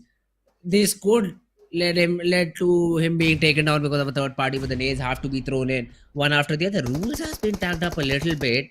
The molly to follow up, but the knock yet not there. The distance for sure has been closed in. Rules is back isolated. Gyante is completely alone. This could literally be a 1v3 and then another 1v3 because the players are not close in together to actually take the fight. Gyante is knocked. It's a single player surviving. Rules alone has to take the fight. The position is known. The shotgun is in. The shots are coming, but the shots don't connect yet. Trickster loses HP but gets back into the fight, gets his shots landing, and now Trix is going to be able to conceal the frag, walks right into the compartment but loses his life. Wait a second, Rules will be able to take that one, and DEADEYES guys gets eliminated by the third party element of Mabetex Esports. What just happened? I literally predicted this when you asked me to focus on the fight. Third parties is what happens all of the times in zones like these. Third zone is the perfect opportunity for teams to capitalize on a fight happening far away, and that's what Mabetex did. They came in, they scooped up a couple of frags. They will get decent loot from the 8 crates available, and then rotate off to their merry way inside the zone. No problem whatsoever. Opportunity in here, and they made the best of it for themselves. 2 frags to the name, 4 players surviving, nothing at the loss at all. In the meanwhile, though, your prediction's still pending, Trix. Go ahead. You took extra time. IHC. Wow. Okay. IHC. Nah, I did not take extra time. Never mind. I just took extra time. I wanted the zone to close in, but this guy just goes in and forces me to predict before the zone close. I would be super angry if the zone goes south. Thank God it did not. It went north. So yeah, still, IHC. Good prediction by me. I literally did not even get to see all of the names, and I was literally like, which name can I recall the first? And it's 4MV, and I go with it because I'm so focused on the fight. But well, in any matter, 4MV, don't do me bad this time, please. My God. Let's see if 4MV does justice to you, because this time around they will have 3 fights. If you look at the minimap, there's CL. If you see towards the north, there's King of Spades, and even IAWO who can, chip mini 14 damage from far away. So 4MV has a little bit of a difficult time, although the first fight with Seal seems to be an easy one because they've already got Scooby down, and Seal is also getting third party from behind. They are, but right now it seems like 4MV is going to be participating in the fight from multiple edges, and with Fearless down on the ground, that's going to be another frag that they can confirm. As of now, it seems like Scooby or down on the ground will give Baron another opportunity to participate with Kirito, but I don't like the weapon Kirito has. It could be damaging, but wait a second. Baron will just not be shaken. He gets both the frags, he'll get both the elimination points, and just find himself in the best position to go forward with. 4MV with 3 frags to the name. It's looking good as of now. Soulless is the only one who survived. His soul can be drawn very quickly with the numbers advantage that 4MV has. Yeah, Molly from Faisal though in this fight gets a knock. Let's see about the confirmations. Wolfiz is pushing in with the shotgun, and the shotgun around the corner is super deadly, but it does not land the shot. And Mamba, he somehow has been able to escape. How did that happen? Wolfiz literally saw him, shot him in the face once, but Mamba is just using the fallen vehicle as his cover and has been able to get the reset. That's presence of mind. That's good presence of mind. But still, that shotgun in close range can be devastating. Viper gets completely confirmed. The shotgun around the corner. Faisal also has one. He shows the last remaining player. That Malik, you cannot be that complacent about this fight. You need to be really, really careful. Faisal pushing in with the pre around the corner, but Wofis is able to get that knock. And Faisal will be confirmed instead. That's a little bit of a heartbreak for the players of King of Spades. Mamba is the only one surviving, and fighting this off is not gonna be easy. In the meanwhile though, 4MB lose players after players. IW charging in, trying to find Mamba, won't be able to get the frag. Woofers will get taken down instead. With 3 frag points to the name, King of Spades will still survive somehow with their footing in the game. However, we still have 10 teams. They do have to survive till at least the 8th position to have position points to the name, because elimination points are not going to increase from here. 4MV though, with Baron already lost, Apex already taken down, will not have a great game going forward from here. They had all the advantages they could ask for, but then they go down and flush it down the drain.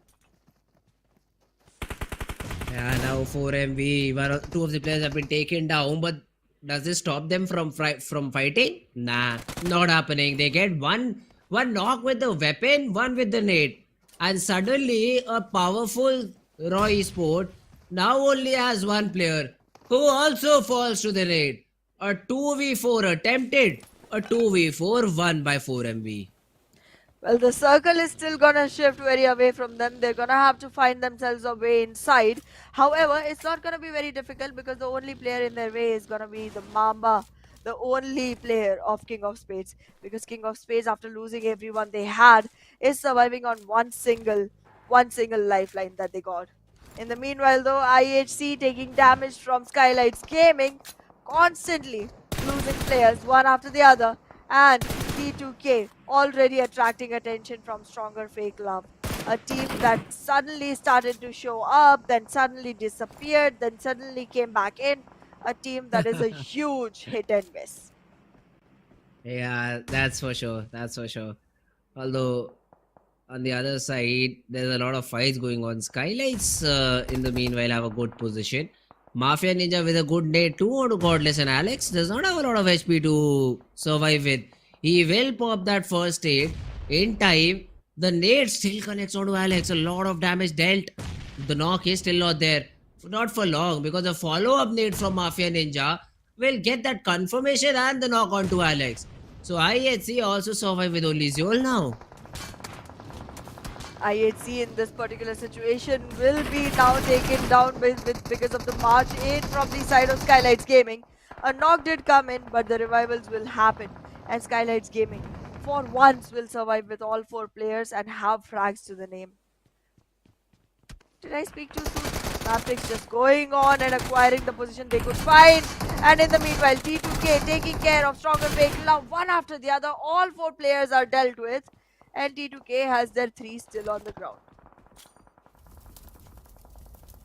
Oh, T2K. Now, they have been able to win this battle, but what about the bigger war? Because you've lost one player. XMPL is a very crucial player for you to lose.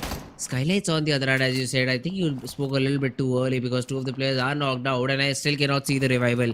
They are still fighting it out with Mabetex. Leo falls out. Leo has been taken care of.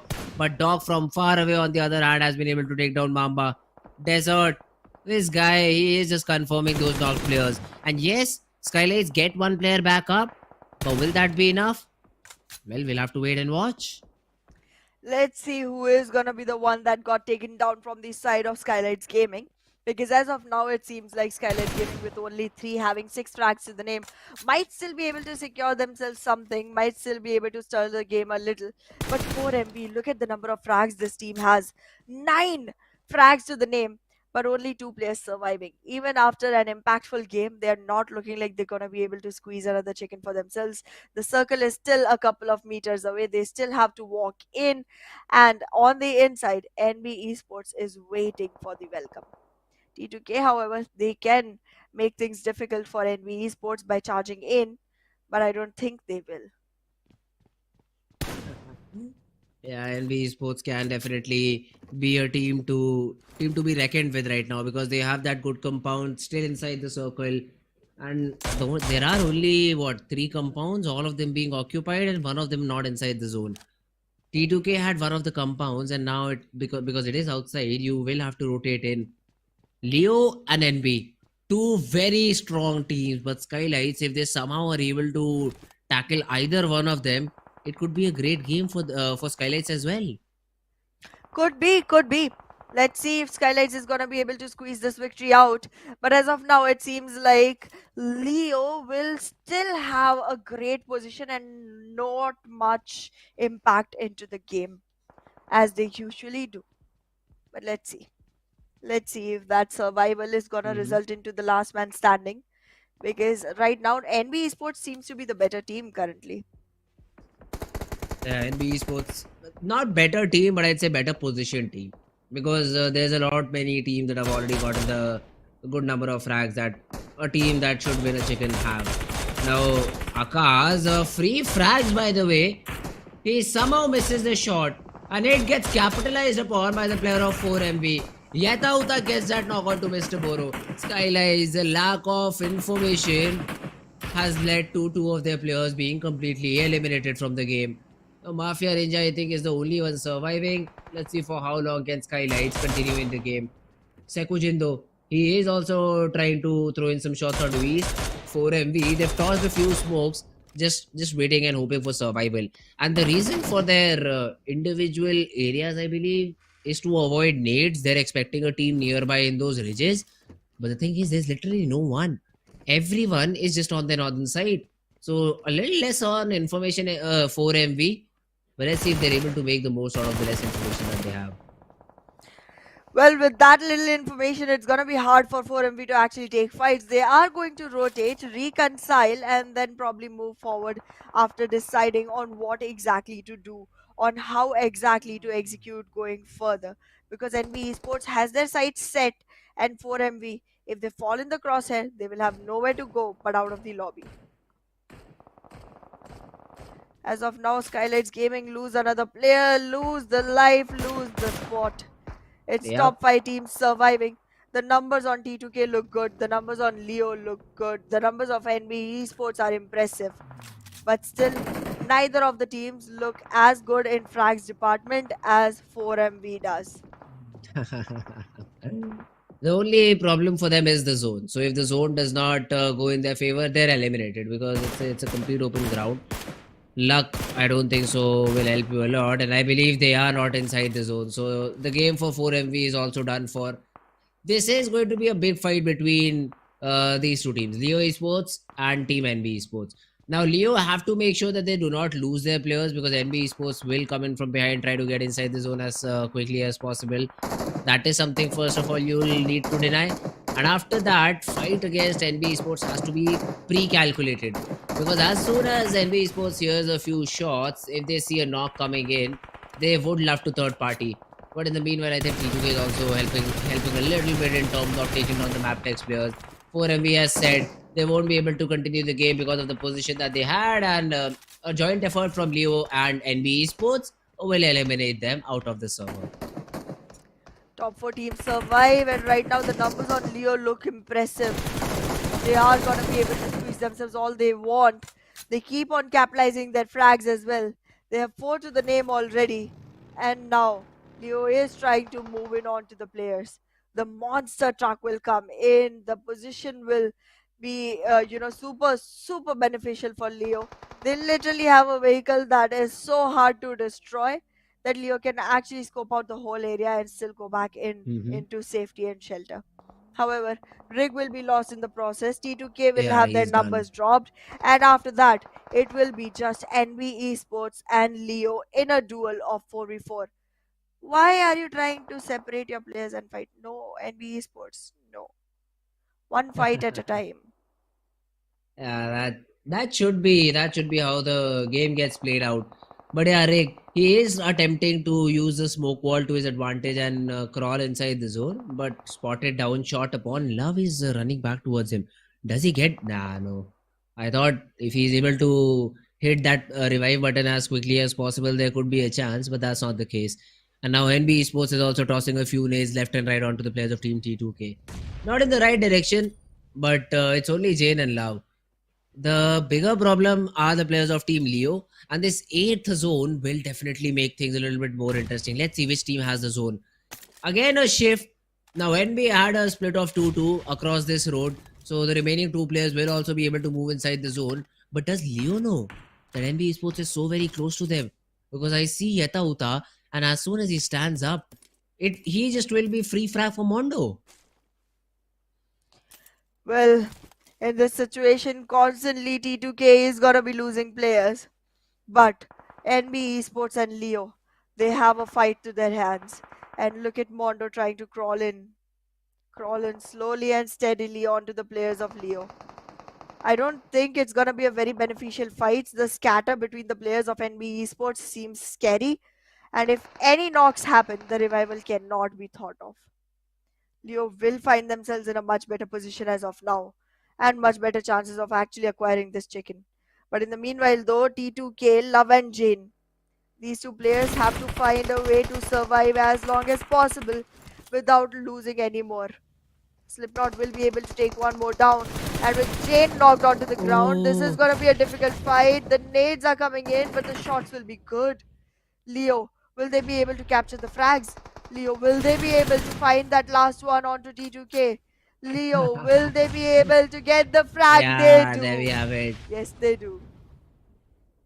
Now, bear in mind, Leo has already got one chicken dinner today. Was not a big one, but it was a chicken. So 13 points is something that they had. And this time around, they have frags to back it up. But Mondo gets that nade connection onto Slipknot. Suddenly, the right hand side has been leaked. Now, players can push in from that part of the map and try to take down the remainder of the players. Nova is trying to use the vehicle and probably run towards Slipknot to get that revival, but then has to deal with Mondo first. Mondo just pushes in, confirms that frag onto Slipknot. So now it's a 3v4. Nades being exchanged, utility being exchanged, but none of these things have connected as of yet. In this particular situation, Leo will be losing players. Liquid is down on the ground. NB Esports knows it is about time they can go ahead and charge in. Liquid with that knock. There is revival that is happening, but this revival needs to be stopped. Leo needs to be Why taken aren't they down. pushing? Leo needs to be taken instantly by their throats, but NB Esports is playing so passive right now. It's disappointing. The revival happens. The players come back into the game. The circle pushes in, but Leo will still have three surviving. NB Esports, they lost their window of opportunity. They lost their Yeah. chance of victory. I am surprised you get one frag confirmation, you get one knock. It's a 4v2. You just charge in. That does not happen. All the damage is still being dealt onto Leo, and they are completely compartmentalized. They just put in one single pocket, and I think the push and the spam will get the job done. Mondo gets one knock, second one achieved by Fizzboy, and now it's all down to Liquid. He is able to get one knock. Liquid also gets the confirmation, but the game will fall in the favor of NB Esports. What a good chicken dinner. Again, a lucky one, but a very needed chicken dinner achieved by the players of Team NB Esports. NB Esports looked strong in the beginning itself. They were almost losing pace when Leo was supposed to be charged in, but they did get themselves the chicken dinner with 17 total points.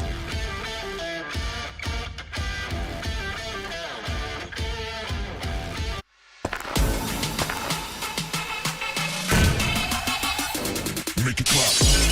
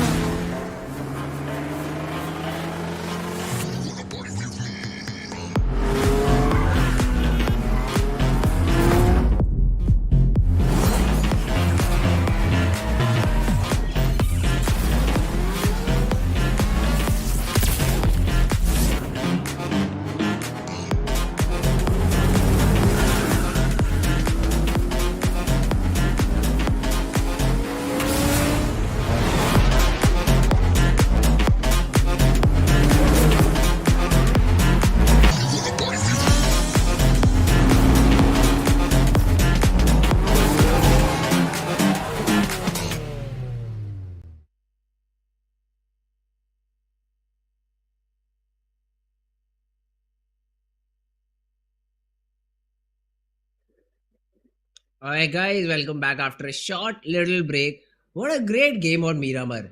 Again, our hopes are of that a big chicken dinner, 15 plus frag chicken that has yet to be taken into consideration by any of these teams. But man, gotta love the way that these teams have been playing. NBeSports once again just took a compound in what, third or fourth zone, found themselves lucky. Every other zone just went their way. And after that, they had to be a little bit careful with the players of 4MV, with the players of team T2K. They just had it in their back. They are easily able to get that chicken dinner for themselves. Although again, I this time around I will comment the performance from Leo Esports. This time they had good number of frags, ended up on second. Good job done by you guys. You should be commended for this particular performance. But NB Esports again, a chicken but only 17 points. Not proper justice to the position, right? True that, but then again, still slightly better than 13 that we saw today. And even though it's gonna be looking slightly off on the leaderboard, but then again, getting that chicken will add 10 points in your tally, and that's something that they were all trying to look at, and that's something that they were Yeah. all trying to work Well, for. So, not really gonna complain much with 7 frags because, to be very mhm. honest, it's okay.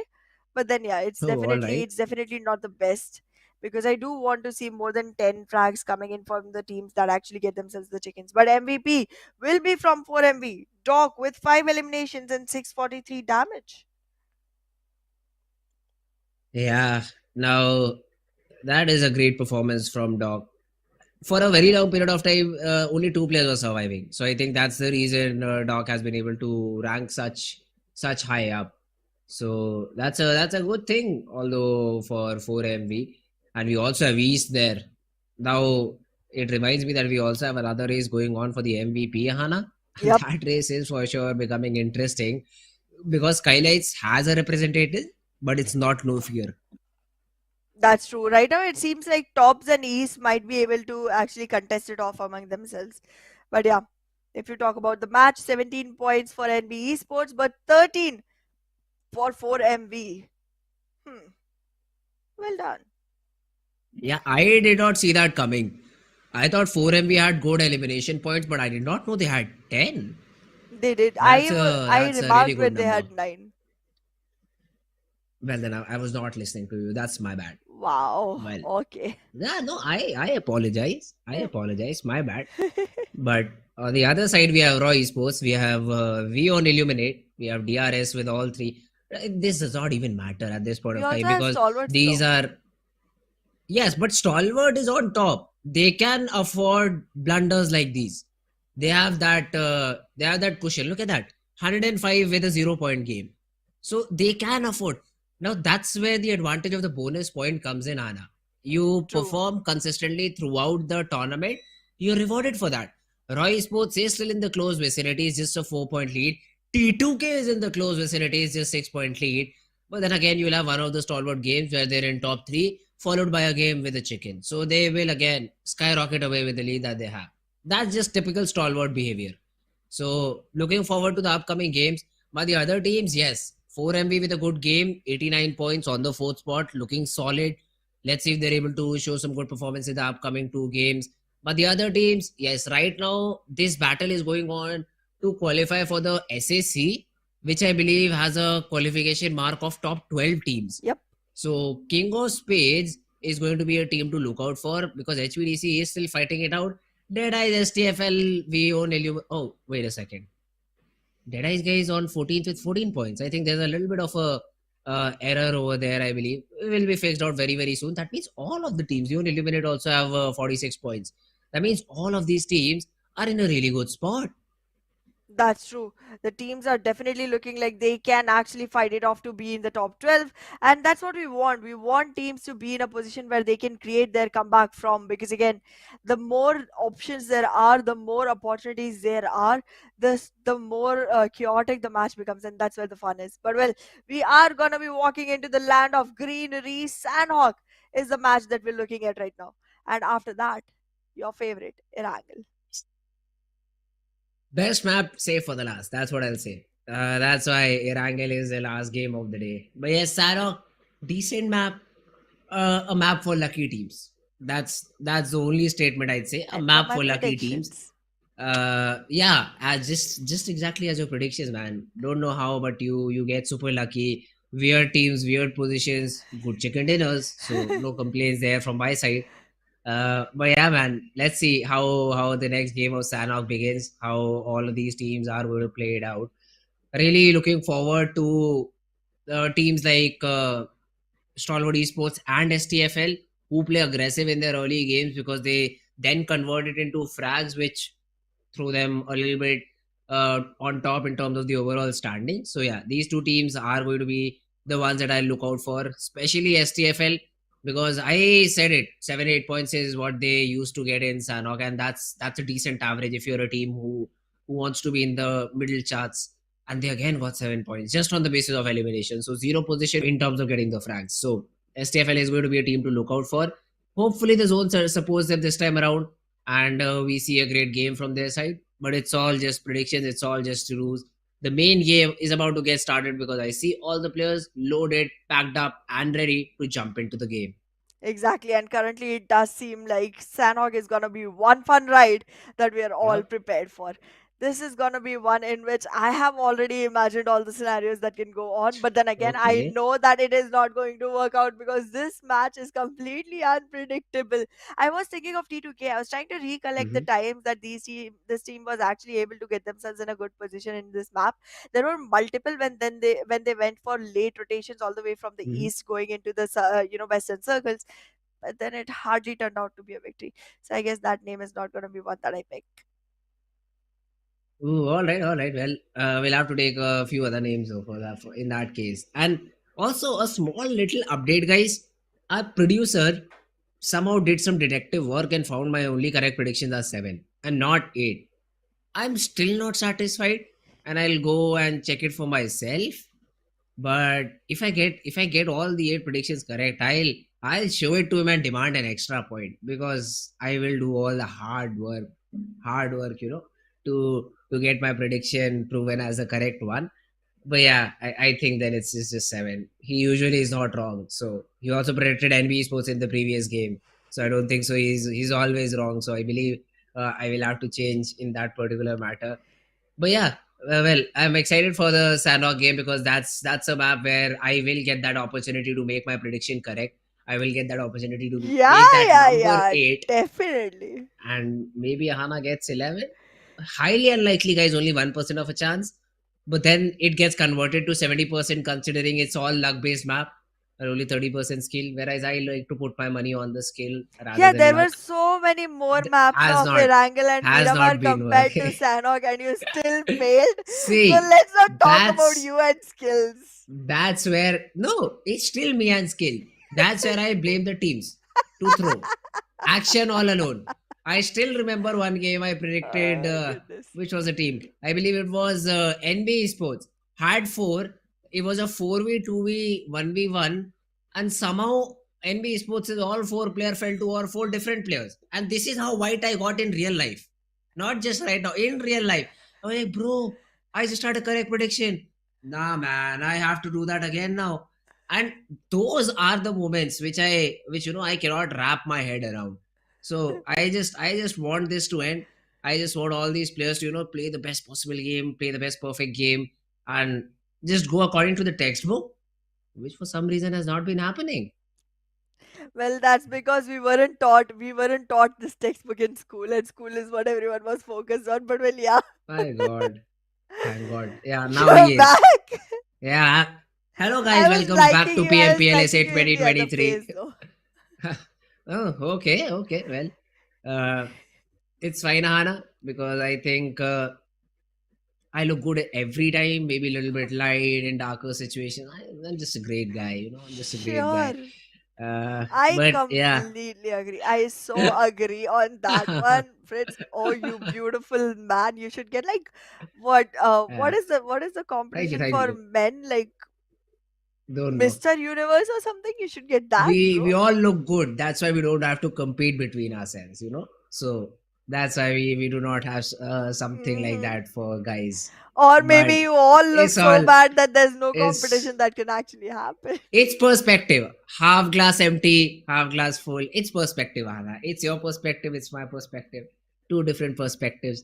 But it's all fine. It's all fine, Hannah. Now you can because I see the match now finally has started. I know that because the players have already loaded in. So now you can maybe go and get the prediction correct and can be happy, because right now I think this battle I won Ahana 0. Sure, man. We'll see about that. I'm not coming in with comebacks just yet, but wait for it. Once the Okay, cameras are okay, done with, we'll have a okay, word. okay. We'll have a word between ourselves. now I'm now gonna include that's the it, guys. producer also on if that one. you if you see any blue eyes tomorrow on stream, you know where to put your complaints in. Okay, I just want to get it out clear, because she is really a very, what should I say, fearful person to have or to work with. But it's fine. It's fine. Only predictions is what she gets the correct, not the address. So for her to come to my house and beat me up is It's going to okay. be You'll have to difficult. come to office someday, anyways. Ah, shit. You got me there. anyways, going back into the map, a plane path that goes all the way from the western edges all the way towards Bongdai. This is gonna. I mean, I can't. Why do we even talk about this plane path? Every single It's thing is all, in reach. Yeah. yeah, it's all in reach. No problem. One day's journey is what it takes. So I don't think so there'll be any problem, there'll be any trouble for any of these teams. Drop clashes is what I'm looking towards, because earlier you always had that excuse that this group is not playing, that group is not playing. We do not know where they drop in, so we did not know this fight was coming on our hand.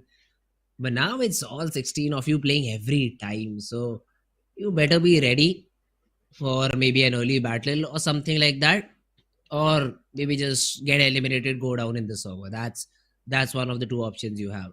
I already see no drop clashes happening, but all of the areas are just being taken by every player.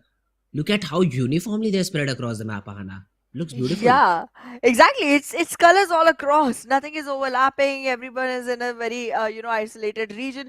There's some teams that have gone ahead to take an extra step and scatter around so much. You can see the areas around Camp Alpha being taken by Roy Esports, areas around Camp Bravo being taken by T2K. I mean, even DRS is very spread across between Nakam and Shami.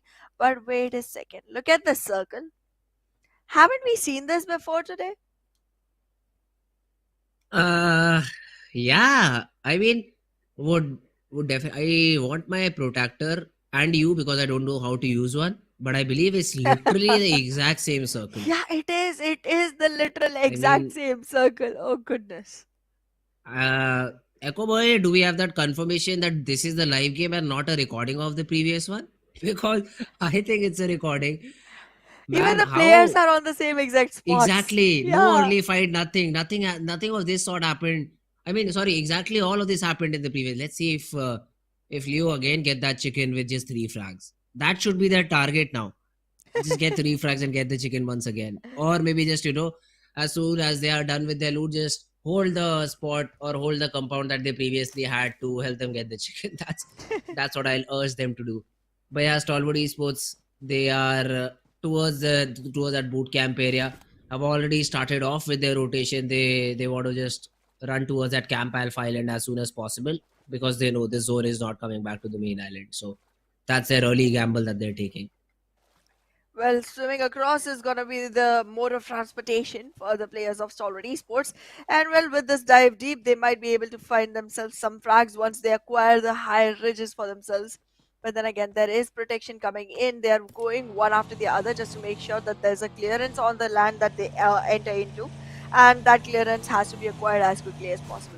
But then again, if you talk about the players of King of Spades, they have a good enough position for themselves to start off with. But then again, they have to be sure that they find the right spot inside the circle as well. In the meanwhile, Deadeyes, guys, I was gonna pick you this time. Never mind. Okay. Well, you can save it, because we are yet to have any sort of battle happening for them. But okay. We have King of Space right now on our screen in the city of Khao. Stalwart have already started off with that fight. Seal, they have lost one player. Revival, not sure about that.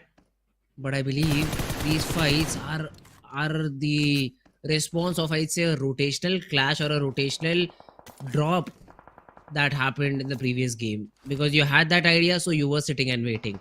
Kirito is down, Kirito will be picked off, and never mind. I take my words back, Ahana. You should be worried because DEADEYES guys just lost again. Yeah, I mean, they had one knocked in the beginning of the game itself. The elimination took a bit of time from the side of I8. But yeah, I was gonna pick them, but then they just eliminated themselves that quickly into the game. Stalwart Esports, however, they are facing some retaliation from the side of Seal Esports. You've already lost a couple of players. Why are you trying to participate with a team that did not lose any? Oh goodness, Fearless. There's supposed to be some amount of fear which drives your decision making. This is okay, this is whatever it is. Fearless right now is actually extremely being fearless, and that is not the best choice in this moment. But let's see if it works out for them, because right now, even if they get a knock onto the players of Stalwart Esports, they won't be able to confirm it. Same can be said for Stalwart Esports, but because of the numbers advantage, they can actually go ahead rampaging onto Seal players, and that's something they shouldn't be inviting Stalwart for. In the meanwhile, they distract themselves onto IAWO. Viper is taken care of. And now I think Stalwart will have an easier position trying to fight this battle instead of the one with Seal. Oh, okay. Tobbs right now though has that weapon, and look at the ammo. This guy 450. That's a big number. Wow. And the QBU will get the job done. The Viper is down on the ground, and the revival will be attempted. So IAWO, not the dream start that they were hoping for. IWO already struggling a lot on the leaderboard to sustain into top 12, and now in a position where they're gonna have to keep on finding ways to revive their fallen comrade, because every single time Viper is coming back into action, he is getting taken down by some teammate of action. This is not the best position for the team of IAWO. In the meanwhile, Stalwart trying to deviate themselves towards Seal as well, and 4MV probably approaching the occasion. Let's see if that's gonna be a fight that happens, because 4MV in current situation can actually capitalize on track points on the Stalwart Esports. Alright. Now let's see. Stalwart has spotted down, I believe, Fearless. And they would like to take some shots. They already know if it's Seal, they've already taken a couple of players from their team. So should not be a difficult fight to go with. Now Action is still trying to break the door, I believe, and then maybe take down Wolfes in the same spray. Attempt was made, won't be able to properly execute. On the other hand, STFL, they find Alex. So IHC also lose that player early on. And a multiple number of teams, I can see them already rotated towards that Camp Alpha Island, because of which all these fights are still happening. These fights definitely look like something that's gonna be, changing things around for the teams that do survive. But yeah, as of now, it's definitely Stalwart Esports that's gonna have the best of it, because they do get track points to their name, they do get positions to their advantage, and look at the way the circle is formed. Leo is literally rotating all the way up north near Hatin, and they are in the center of the circle, but they also have nothing to watch on their back. They're that close to the shoreline. The circle, this time the shifts are going to be slightly different. It's going to be a very northern area, and a lot of water area will stay inside. And now the fights have to happen. You won't be able to find enough real estate inside the circle to accommodate this many teams. HVDC in the meanwhile will lose a couple to the hands of 4MV. Baron still has to get back into full HP. He will go ahead and finish his process. In the meanwhile though, East still trying to find Ryuk. And Ryuk still trying to run away. Oh no, you're not aware of raw players. Don't, 4MV, no. Never mind. You speak as if they hear you in game. Don't know why. Okay though, just pure emotions. The pure love for 4MV just being showered by Ahana. It's okay, Ahana. Hopefully one day you get to meet the players. Although Hopefully, HVDC, on the other hand, they've lost 3. Ryuk, Rogue, Sanchir all gone. Most hero can do survive. My man can survive because he has a lot of ammo, but not a lot of first aids though. T2K Jane on the other hand gets a knockout to SKYLIGHTZ, but SKYLIGHTZ is answering right back with a couple of knocks, not just one but 2. Exactly. SKYLIGHTZ 2 players will still survive. They are not taking away Turulov's life just yet. They do now. And now, no fear. challenging the circle, will be moving back in, but then again he has a fallen comrade to take care of, so he'll definitely be going in for that revival as well. Okay, it's gonna be Mr. Boro that picks Nima back up. First circle, not gonna be that much of a damage. There's still gonna be enough opportunity to go ahead and pick your comrade, go back into the fight.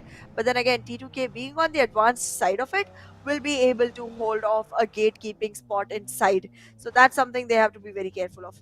In the meanwhile, 4MV with all their players are trying to move in inside the circle. Camp Alpha could be a good spot for the team, but they are being followed by DRS and they are unaware of it. Even DRS is unaware of it, but soon they will know. The what was that? DRS just flipped the vehicle of his own teammate and wanted him to ride with him, I believe. Wants him to trust his teammate as a driver. Now, 2 vehicles would have been better, but it's fine. Now you have to work with what you have.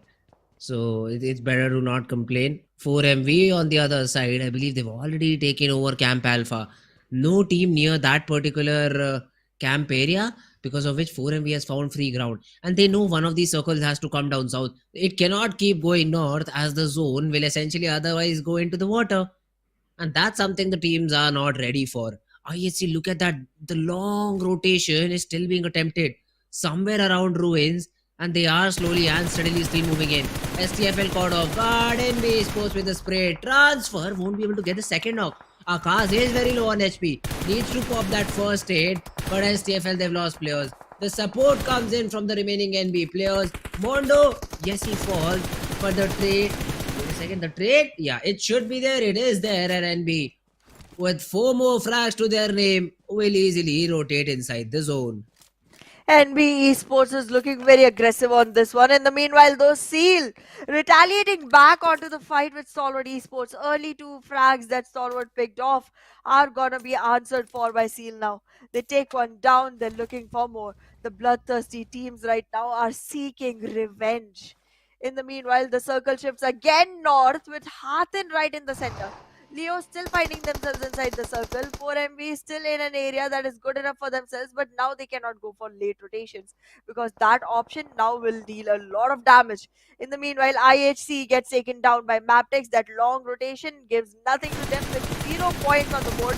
The team says goodbye. In the meanwhile, though, Mabetex finding HVDC as well. The last remaining player, Ryuk, will also get taken down. And now HVDC is also out of the maps. The current position of the teams definitely seems very favorable for the side of Leo once again. But I think there will be an option for NBeSports and 4MV as well to go ahead and find themselves great location inside. This is a very weird zone, Ahana.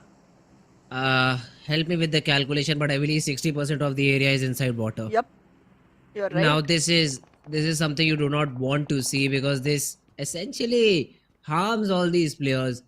They do not have much land to work with. This is essentially zone number 7 in the form of, what is this, zone number 5, zone number 6, something like that. Yep. But the playing area is as small as zone number 7. So now all these teams will face a lot of trouble. Rules is trying to survive. The shots will not connect, and Apex has whiffed all of it. Little does he know, Rules is literally 1 HP left, and but 4MV Apex has been forced to fall back. He has been. There is support coming in from the side of DRS players, and Apex is completely alone in the situation. Needs to run away, needs to save his life. Anything that comes in from the side of DRS will essentially put 4MV in a huge troubled situation. Right now, it definitely seems like one of those points where 4MV could actually find themselves in the better of the fight. But then again, not having a spot inside the circles makes me skeptical. Okay, never mind. Raw Esports. What the heck? Yeah, well, prediction though, Ahana. That is what I Ahana, think. I'll suggest one. Wait Yeah, a second. I suggest we let the zone close in, 30 seconds. Yeah, we kill 30 seconds. Let's do that. Easy? Never mind. So we did not hear the call actually, and cannot see anything on our screens right now, guys. So bear with us. Meanwhile, Stalwart Esports are getting those knocks. Nirzade is down on the ground, but NB also have lost a player. Exchange of nades happening right now. Tops gets another good nade onto Fizboy. Very little HP left, and the Molly will do the job. 2 knocks coming in. NB left with just 1 player surviving, and seems to be a difficult spot.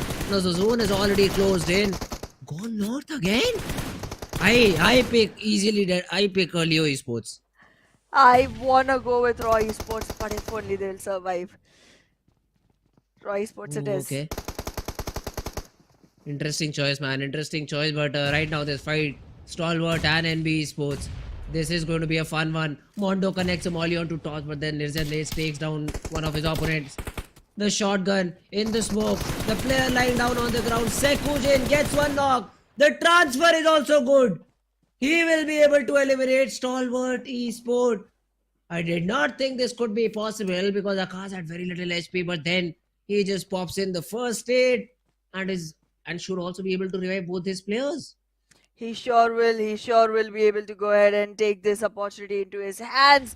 Deadeye's guys, with only 3 players still surviving themselves into a completely unsuspicious position. Fights that will come through to them because currently their position is concealed, is completely covered. But I do feel like it is gonna be one that the number disadvantage will take away from them. But wait a second, Leo Easy job, in the Leo. meanwhile taking care of 4MB. Another nade will come in, another nade will connect. Oof. 2 players taken down with such an ease. And in the meanwhile, IAW also gets one. 4MB Yeah, is done they for. were the ones. They were the ones to get the frag for themselves, and now Doc is like, bro, what? Now what? What do I do? I've already spotted down. Yeta Uta has crosses trained on me. As soon as I try and run out, I will be taken down. He is waiting for some other player to get eliminated because of the play zone, so that Leo just remove their crosses from here, thinking that he was the one. They are now spotted down, shot upon, and Yeta Uta will get that confirmation.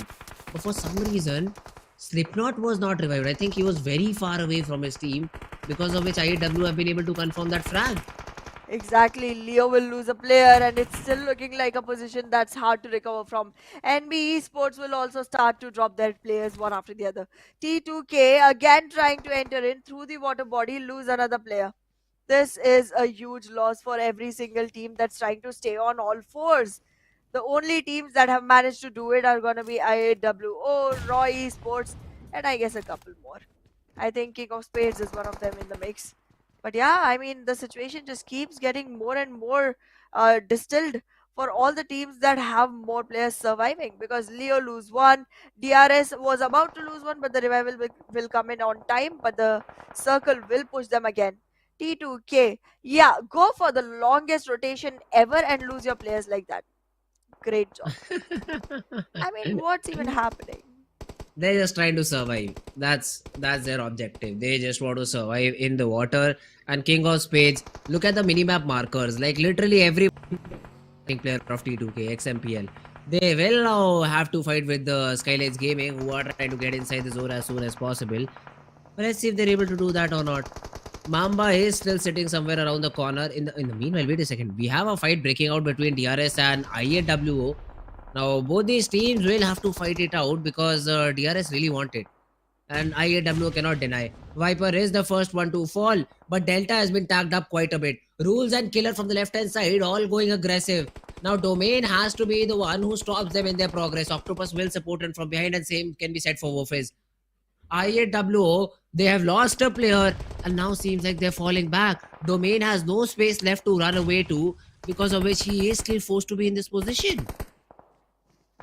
The current situation keeps getting closer and closer. Nobody suspects though. That's Domain the is ready. biggest problem. He gets Gets the frag. one. How many more? He's The ready. second with the DBS. Almost the third one. 2.5 players is what he gets. But Wolfies with all those nades can really deal damage. Killer also has fallen down. Gyante is pushing in, and Wolfies is very low. The Molly will flush him out, and IAWO bite the grass. Oh goodness. Oh goodness. DRS, even after being one single player surviving, were able to deal this. Such a damage that was dealt upon the players of IAWO. T2K also get eliminated, and now Leo has their sights set upon the players of King of Spades. And not in a good way. They are trying to eliminate the team. Deadstorm has already been taken down, and any revival will be redistributed as a reward for the side of Leo instead. They are trying to march right on, and they will find a couple more players on their way in. Oh no. The bullets start connecting, and now Seal is trying to make things difficult for Leo. The nades will come in, the damage will be dealt, the mollies will get tossed, everyone is concealed inside the shack, but Mamba will be able to take this fight. Oh, Yetauta gets taken down as well. Seal get their hands dirty, but to elimination that they can secure. Leo, one by one, the players have already, Liquid also spotted down, being sprayed upon, being shot upon. Somehow finds a pixel to work with. He will be able to heal himself back up, but that chicken dinner dream that I had, taken away from me. And he will just dive into water and play for the survival game. Precious, on the other hand, has been able to get one knock. Noah finally gets finished off. King of Spades trying to fish for all these players. What is this? DRS had 4 players and 3 of them decided to jump in the water. Water everywhere, not a drop to drink. That was a poem which suggested different things. But right now what I see is the exact same thing, because in this game you cannot drink water. You will just be fished out of it. Currently, it seems like DRS is gonna have a hard time fighting this out. King of Spades does have a knocked player. They will get the time to revive, and in the meanwhile, DRS gets taken care of by multiple teams at the same time. Raw also getting into the mix, speaking their pick of the pie, and now DRS still struggling to get back on the ground. Deadeye's guys though, they have landed a nade, connecting right onto Raw. However, the distance is gonna be great, and with that, the revival will happen. Raw will be back on all fours, but DRS, the elimination is imminent. This is not looking good. DRS in a difficult spot. It's all down to, I think, Yante. He's the only one surviving. Now, Wally on the other hand is tossing a few nades, but that's on Deadeye's guys. And this city of Hatin, for the very first time, is seeing such a zone.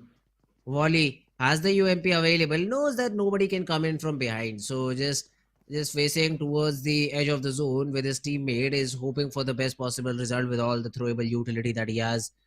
Cannot get inside the container. That is one thing he would have loved to do. King of Spades, try to spot this last remaining fish in the water.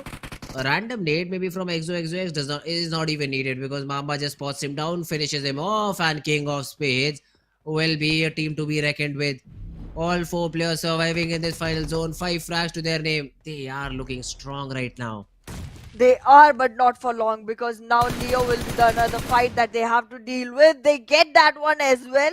And now King of Spades dies down to the play zone. A knock has arrived and another will too. Wow, the zone damage.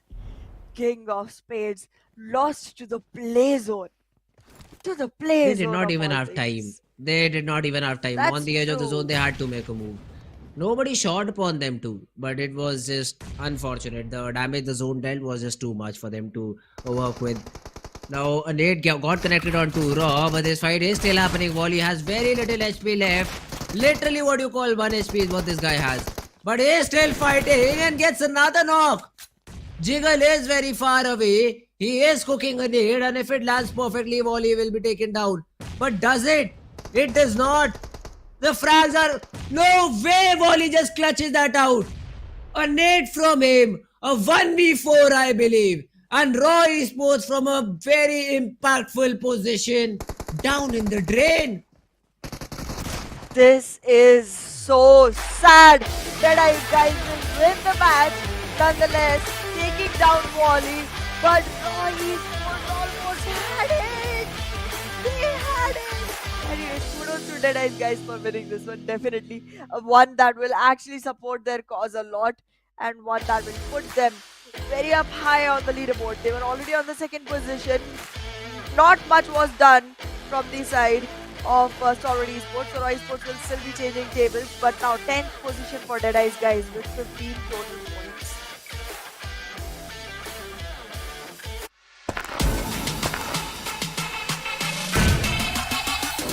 Make it clap.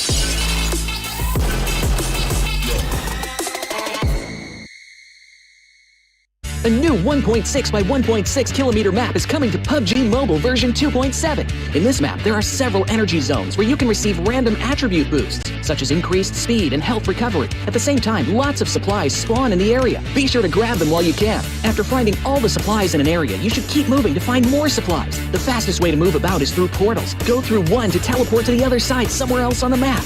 After exploring an area, it's best to teleport somewhere far. However, it's important to note that there's a cooldown after use, so it can't be used too frequently. If you want to travel across mid-distances, be sure to take note of the updrafts on the map. Get close to an updraft to get lifted into the air. After reaching a certain height, you'll descend back to the ground. During your descent, you can freely adjust your direction to head to your destination. This transportation method is very handy for escaping dangerous situations. Another thing you have to watch out for are the volcanoes on the map. The lava erupting from these volcanoes can cause damage within a certain range. Be sure not to step on the lava, otherwise you'll keep taking damage and lose health. After arriving at a new area, be sure to search for exclusive crates. Approach them to get exclusive themed supplies. Apart from exclusive crates, timed airdrops are also a great way to get supplies, so make sure to keep an eye out for the countdown timer on the minimap. It indicates when an airdrop is about to appear. After the countdown ends, a crate with amazing supplies will rise from the ground. When this happens, there will surely be many enemies vying for the crate, so make sure to lie in wait beforehand and evacuate quickly after grabbing the supplies. If you get injured when going for the supplies, go to the recovery point indicated on the map. You'll be able to heal there. Just run into it to fully restore your health and armor in an instant, just like with teleporting. The recovery point has a cooldown after using it. It can't be used again until the cooldown ends. If the battle gets too intense and you find your teammates eliminated, you can bring them back within a limited time at the towers located on the map. The towers also have cooldown after being used. Each player can only be brought back by a teammate once. Players that have been brought back will directly respawn near the tower that was used without having to jump back to the battleground. Hurry and join your friends in the fight for victory.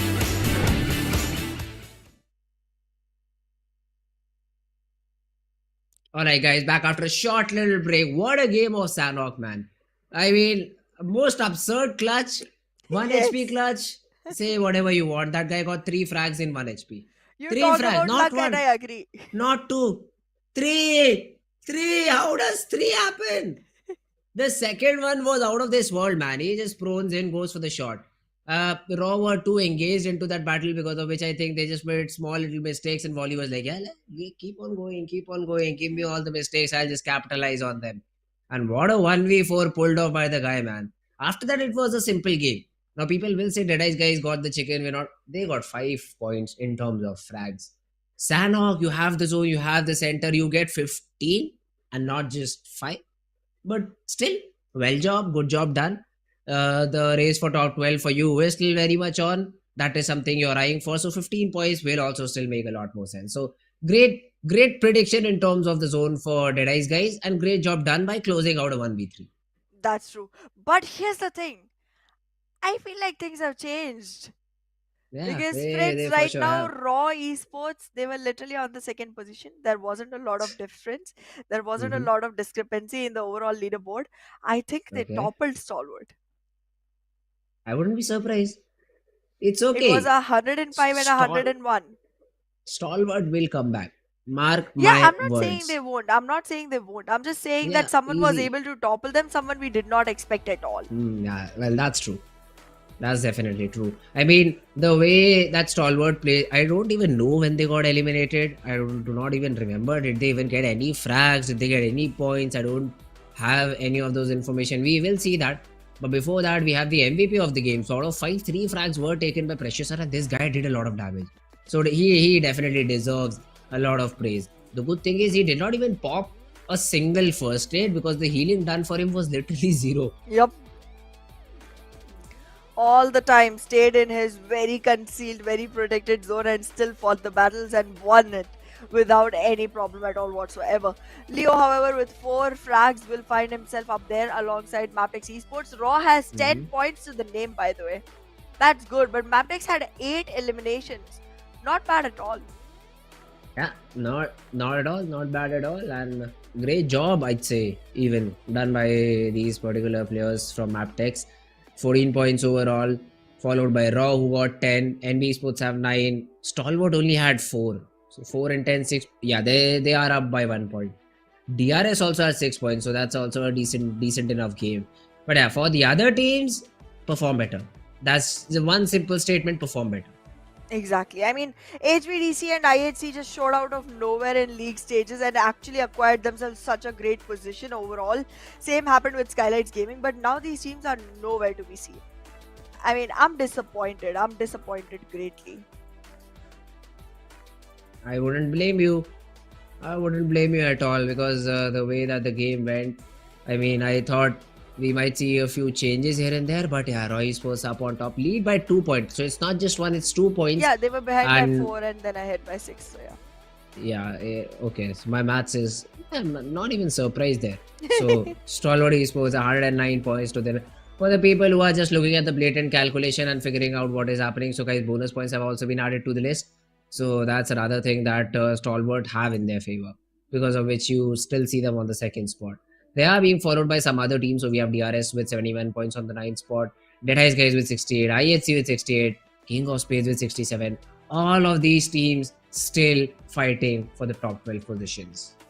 Stronger FAKELOVE has showed up to the occasion. They have 20 eliminations to the name, but then the placement points don't go alongside, and they are still finding themselves on 15th position. So let's see if these teams are going to be able to make some changes, because according to the current stats, it definitely seems like yes, you do have all the points that you got as bonus that are added to your total, but then again, fighting that off is not going to be as difficult for the teams who have double-digit eliminations right now on the second page. That's true. That's true. And this second page definitely is a place you would not want to be in. The only good thing on that second page is it has 12 ranks, and the top 12 teams will qualify. So I think that's the only thing that you can talk about. But yeah, other than that, all these teams have to perform in the best possible way. As a one more good thing, we have only 16 teams left, and we've already seen 5 games. But none of these teams have been able to repeat the chicken dinner. Yes. That's a little bit strange to me because all of them exactly know where the other one drops. So according to the circle, in your head, you should have a virtual map created. This team drops in Nova Repnoy. The circle is like this. The possible rotation path is that. So we can play around it. But I don't see any of those calculations being put into consideration by either of these teams. You've seen 2 maps. Probably teams will get some more time after today. They will have tomorrow till 4:45 IST to do all the homework that they need to and put us into a good position. Put not us but themselves into a good position and maybe have these reads. But other than that, I still see a lot of confusion among all these teams. There sure is a lot that the teams need to figure out. But now again, a lot of things have changed since they walked into this grand finals, and I Hmm. think it's gonna take some time to adapt to that. And tomorrow will be a better Yes. discriminator of how these things are working out, how Hmm. these things should be calculated going forward, and we might have a clearer picture of who is actually gonna be able to show up to the occasion time and again, and actually put themselves on a consistently good game position. So far, it does seem like Stalwart is doing a great job for themselves, but Roy Esports out of nowhere, they have delivered great performance. I mean, yes, Stalwart is doing great. I'm not taking that away from them, but they had 77 to begin with. I think Yeah. Roy Esports had something around 36 that they came in with. So they have definitely made some huge waves through the day to actually be able to topple Roy Esports. That's a 30-point difference right there. Yeah, that's true. That's true. But yeah, this time around, I can safely go ahead and say that the game is about to be ready. Hopefully, yeah. Yeah, producer sir, please give confirmation. It is. Never mind. Let's just jump right into action as all these players are ready and they've already fastened their seat belts and not seat belts but parachutes and are ready to drop into this game as soon as possible. So let's begin with the final game of the grand finals of day number 1. Map of Erangel, the beautiful map. The plane path has already been shown, starting from Lipovka, ending all the way up to Georgia Pola. A very good central plane path. But this time around, military base and Novo Repnoy a little farther away. I don't think so. Stalwart is going to go towards Novo Rep, but 4MB for sure is. Absolutely. 4MB loves their drop locations. They don't want to make a single change to it, and they feel like whatever is working, never need to mess with it. But then again, in the recent days, it hasn't been working. Guys, try to find something that will. In the meanwhile, though, DRS trying to take early drops, I think they will be going in towards Milta, as one would expect. But Mabetex near the Lipovka area, I can hope that. This is going to be a harder shift for the side of Seal as well. They'd like to go all the way to Primorsk, and that's not going to be an easy reach. But then again, it's not going to be completely impossible either. Let's see what happens. Again, a drop clash on Yasnaya between SCRFL and SKYLIGHTZ Gaming. Sign me up. I'm in for this. All right, all right. Let's see Yasnaya Poliana. We've seen a lot of scuffles, I think, happening between these two in this city. It is usually STFL who come out on top, who have been able to take down No Fear very early on. And the zone is also supporting this battle. Let's go, guys. Please fight it out. Just for the sake of content, let's just please fight it out. Hopefully they do. But in the meanwhile, there'll be a lot of teams dropping on the southern side as well. Novorapna is where military base is where 4MV will be found. So they've gone in for the Fnatic area drop. They will get the vehicles and then rotate in slowly and steadily towards military base. Stalwart, as usual, they do not find Novorep. They drop towards Gatka and have that fight with the players of Team Leo this time around. They might actually go ahead and make sure that Leo does not have a strong standing into the game. But yeah, this definitely, like, at this point of time, definitely looks like a T2K circle. Generally, whenever we find this circle, T2K does have a great dominating position and a great dominating gameplay as well. So let's see if the team is actually going to be able to topple Stalwart Esports, because they too are not very far away. It's literally a 2 point difference. If T2K makes that difference covered up in this particular game, we would actually find Stalwart at the third position at the end of the day. So let's see if T2K will be able to change that around.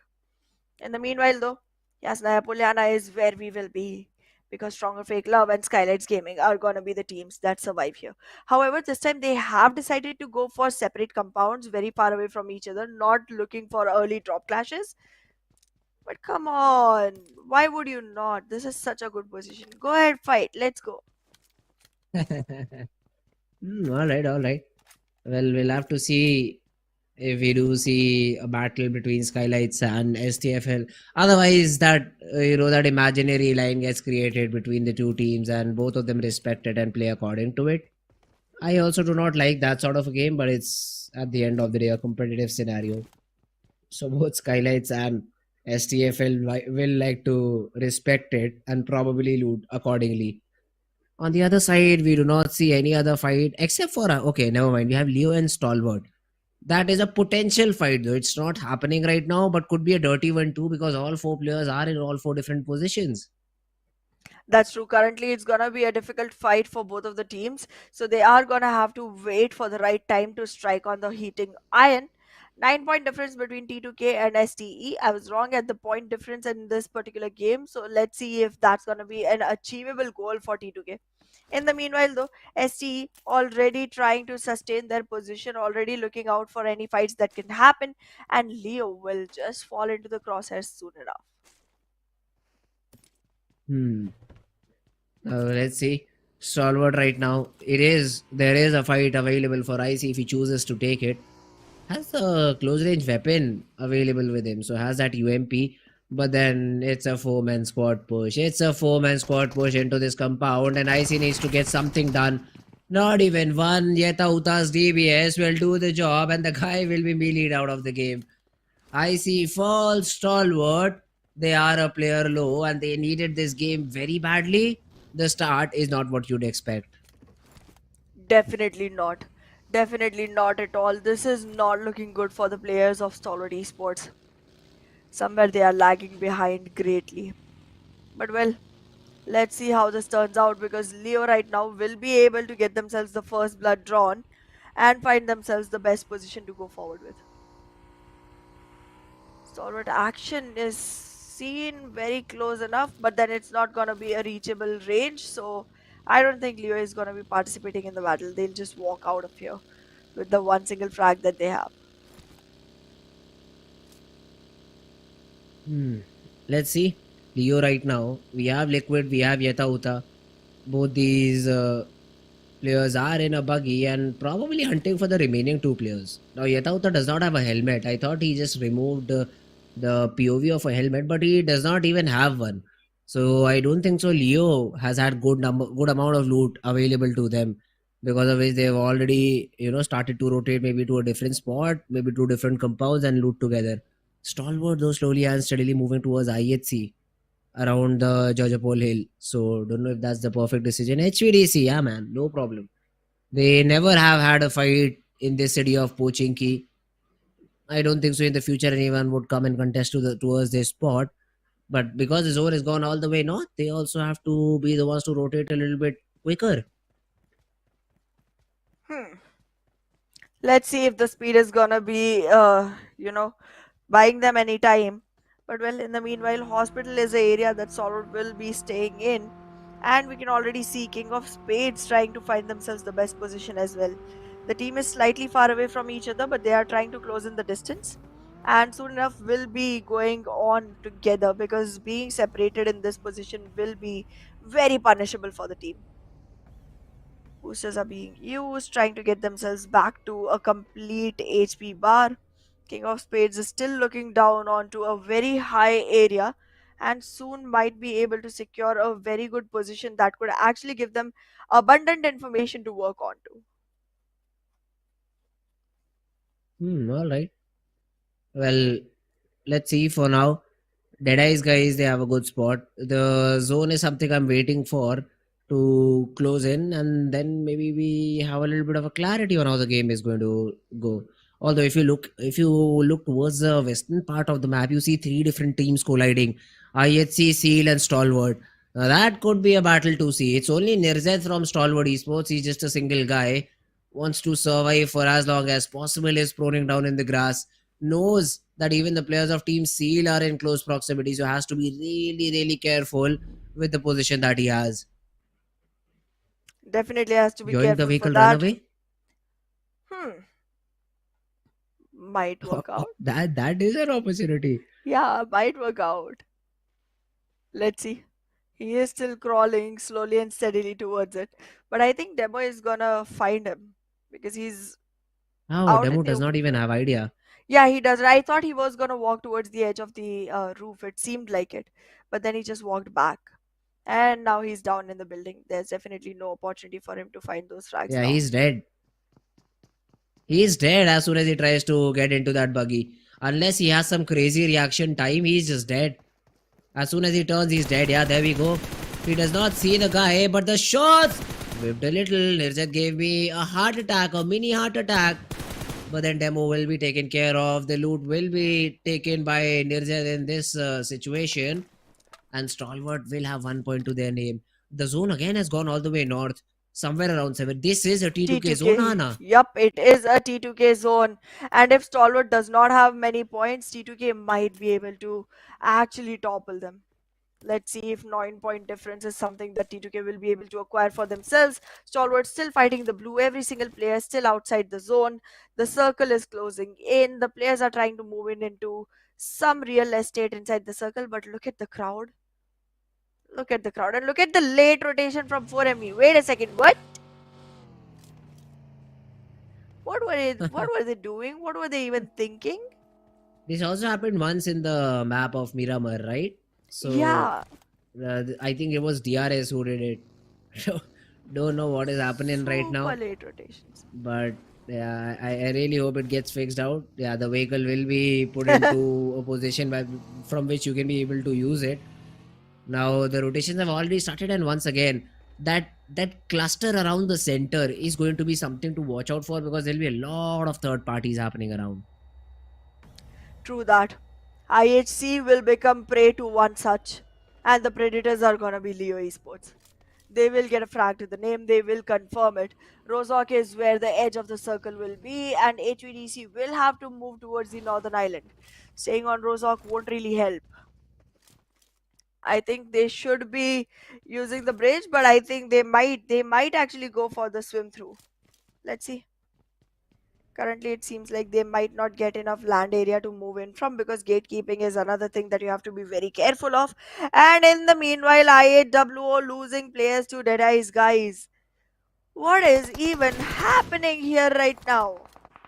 Why are you trying to invite a battle you cannot really pick? Woofus, you're literally alone. The rest of the team is already down on the ground. Deadeyes guys knows they are your team. What? Wow. IAW just lost 2. That's the worst possible start. Even Leo have started leaking players, losing players. Raw Esports, that fight happened, and they've also got that frag for their name. Now let's see all these teams with 3 players. How do they want to continue the game? Also, Stalwart is a 3-man spot right now. 58 players still remain, but none of these teams have taken an early exit. So some representative or the other survives for all of these teams. Interested to see how do they continue the game. NBeSports also joined the battle, and it is Team IAWO who I believe will be the first ones to fall. Tricks on the other hand gets taken by HVDC. Now, Deadies guys, we just saw them winning a fight, but Tricks went a little bit too deep. HVDC punished them.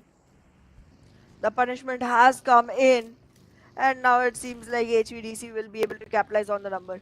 The circle shifts again, keeping T2K literally in the center of it, but the number of fights that are coming their way might be slightly scary.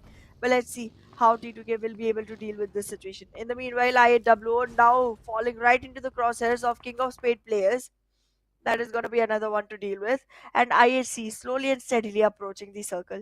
Leo also comes down into the mix alongside Seal. This is going to be one where Seal is able to take care of Leo Esports. Novax will get taken down completely. 4MV finding themselves players that they can feast upon, and currently busy with HVDC. In the meanwhile though, IAWO will get completely eliminated, and so will be NBeSports. Stalwart Esports not in a great position now either.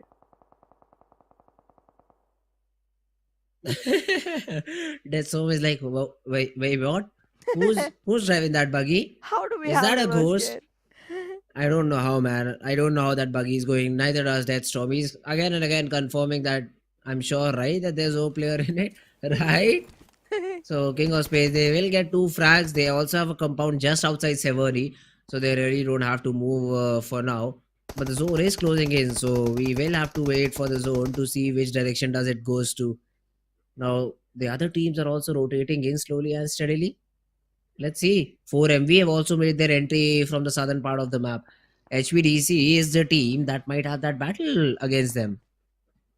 Exactly, and HVDC 4MV will be one battle to look out for.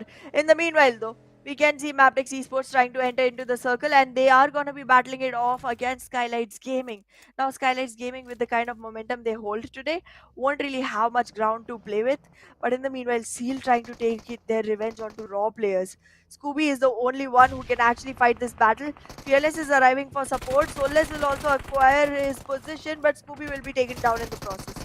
Now the numbers look good for the side of Raw Fearless fall. Esports, but Kirito from the distance tries to take a frag, does not succeed. Soulless is the only one surviving. However, from the side of Roy, it's gonna be Praveen the solo man. This is a 1v1 that needs to be capitalized on. Don't let the revival happen. Don't let the revival happen. Praveen, this has to be the moment that you march down on. But wait a second. You He won't. lets it happen. He just let it happen. Sky, he is also, I think, trying to fall. Okay, no, he is coming in for the support. So now Raw will have all their 2 players in this battle. Fearless falls. The trade is not there, and Soulless was not given a chance to get that first trade in. The DBS this time around won't be able to connect, and that's another team fight for the players of Team Raw Esports. Look at the zone, and I'll give you the first chance to predict maybe T2K. No, I'm gonna let you choose the first one this time. T2K. Haha. Okay. I guess. Okay, this is difficult. I guess I'll go with DRS this time. Ooh, okay, DRS. Interesting choice. Let's see if it's a correct one or not. HVDC on the other hand have 2 frags to their name. The rotation is being attempted overall. Wally on the other hand gets a knock onto SKYLIGHTZ Gaming. Now SKYLIGHTZ is not having a fun time. Neither are the players of Team 4MV, because I see 2 of the players completely taken out and about, and Apex and Perin the only ones surviving. Exactly. East gets taken down early on, and now it's time for Doc to lose his life too. This is the moment where SKYLIGHTZ Gaming also gets eliminated. Now it's gonna be up to HVDC whether they want to forgive Apex for initiating that war or not. Because right now with lower numbers, I don't think Apex has much ground to work with. Wait a second. Dog gets revived. Dog gets revived. He's back in the game. Yeah, but HVDC have fair idea about 4MV's location. There we have it. Rogue's Nate will be able to take down Apex, and the remaining 2 players I don't think so have a lot of chance at surviving. The run over comes in onto Doc. It's all down to Beren. who now has been spotted down around the petrol pump area. I'd say just ignore him and go away with your rotation because this is not a fight worth taking. But Aero for some reason has stopped and will be blasted off because of this nade. Well, with Aero blasted off, there will be another opportunity for actually going ahead in this fight for 4MV. Another nade comes in, it connects, but it does not give as much damage as was expected. Now, one player will be reviving the fallen comrade, the other two will be marching right in onto Bahrain. Sanchir and Ryuk taking the responsibility of making this fight a resultant soon enough. And Sanchir already walking inside the zone, inside the boundary of the petrol pump, tries to find himself in the place to take a fight from. Ryuk has complete idea of where Baron is. This is not a fight you lose players for. Aero, get back into the circle. Oh no. Anyways, never mind. We'll still survive. Easy job. Easy job for the side of Team HBDC to eliminate 4MV. Now the corner of Severny. We do see STFL in this fight with the players of Team DRS. Let's see if DRS is able to win this 4v4 or do we have a fallback situation happening. Mabetex though in this fight with NBeSports. Molly will connect onto a cast, but Fizzboy with a counter hit will be able to take him down. But the trades essentially happen and it's all down to Volley and Sekojin in a 1v1. Okay, never mind, it's not a 1v1. Mabetex has that support. Jiro has the shotgun, wants to push in. The Molly has connected onto Sekojin. He is left with very little HP. Wanted to pre-fire around the corner. Won't be able to get the job done though. I think Mabetex do not have an idea that this guy is so low because of which he's not being pushed upon. The revival is also happening. Exactly, the revival will come in, but wait a second, the nade will come in better. NBeSports gets taken out on the 12th position. We still have 11 teams surviving, but look at how small the circle has gotten. This is going to be very difficult for the teams to fight off in. And now we're going to see another shift right onto Severny, slightly south of the place. And now it seems like T2K might actually be the team that acquires the best of it. But let's see how this turns out. HVDC trying to climb back into the circle. They will have to fight off Leo, but it's not going to be multiple players. In the meanwhile, though, DRS and Stronger FAKELOVE fight it off amongst themselves, and Stronger FAKELOVE will be losing players. Yeah, and DRS now pushing in with all the nades and all the utility that they can muster up. The smokes have been thrown in first, maybe to just close in the distance. Nades being tossed out. Rules will blast the vehicle, not only get a knock onto Reefers, but confirm that frag onto Dobu. And a run over by Gyante. Senor, the last one left, has a DBS in hand, so cannot do much about it. Delta spots Senor. I heard in terms of prediction a name of STFL out of the game. Completely out of the game. They sure are. But well, nobody predicted them, by the way. I predicted DRS. No, someone else did. Oh, yes. Yeah, Someone did. Someone did. Yeah, exactly. But hey, that's a self-nade. What? That's a self-nade. Deadeyes guys lose too because of it. Thank God that that Slayer Sir I think was still. Oh, never mind. It was Slayer Sir's nade who knocked both his teammates out. Shifu Sir's nade is the nade which got both the players eliminated. Otherwise, this could have been a big blunder from the side of Deadeyes guys. Look at he's laughing, the guy. This late into the game, I mean, I'm happy that they're not so stressed by this, but this shouldn't be happening. In this current situation, it seems like all teams are in a very optimal position. Take a look at King of Spades. They are all fours and nothing dangerous coming their way. Right now, it seems like even T2K will sustain such position, but DRS will have to take battles. Will have to fight them, will have to win them to actually acquire all fours and a position that does not get contested. In the meanwhile, though, for Deadeyes guys, it would be best to go ahead, take the fight with Leo and then acquire the position so that they have enough real estate to move around in. DRS rules will be eliminated. No, never mind. Ooh, okay. Now DRS DEADEYES gets completely taken down. Killer is also out and about, and Gyante, he is the last one standing. How long can DRS survive? The frag onto Leo gets confirmed, and there's a third party by T2K. Desert has been taking care of it because of that. Now Gyante could really be the person who confirms this frag and steals another one for his team. Yeah, he spots him. He's spraying through the grass, but never mind. T2K, Rig will be the one to confirm it out. Now this is looking like an interesting game now. DRS, they might not be the ones to get the chicken, but they for sure can spoil the game. Well, DRS with the one single player, Gyante, this time again trying to make sure that no other team is able to get themselves the easiest chicken that they can.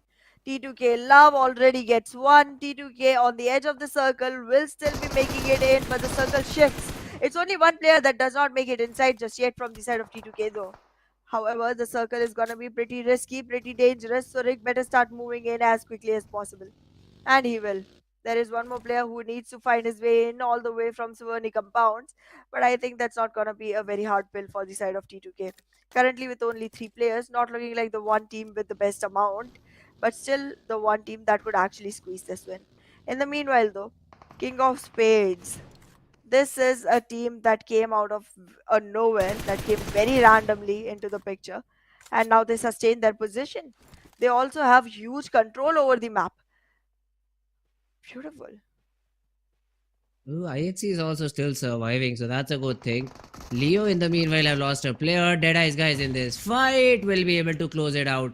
Although Slipknot, before being eliminated, tossed a nade at his feet, and that takes down Slayer, sir.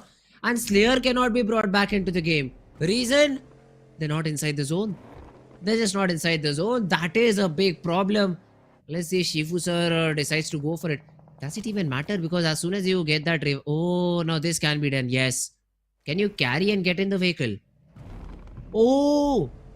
I did not know that interaction. You can put a player in the vehicle and then rotate. It's funny.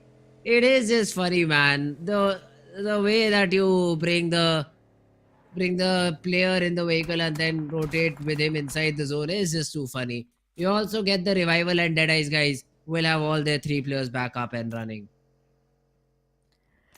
Well, 3 players look like it, but when one is knocked and they can be turned down, shallowed down to 2 in no time. This is gonna be the main battle between King of Spades and T2K. These two teams. A lot of area control under the hands of T2K now. They're working on a split. I don't want them to, but they are. In the meanwhile, DEADEYES guys lose a player. The knocked Slayer sir still trying to find a revival. But wait a second. What? Turu Love? Excuse me? Hello? Knock knock? He closes in the distance. He gets into nadeable range. He wants to deal damage, but he's slightly far away. Oh, let's see. T2K Love, Turu Love is tossing a few nades, and Slayer sir, one good nade will take him down entirely, and I don't think so he has time. Deathstorm in the meanwhile with a third party has been able to eliminate DEADEYES guys.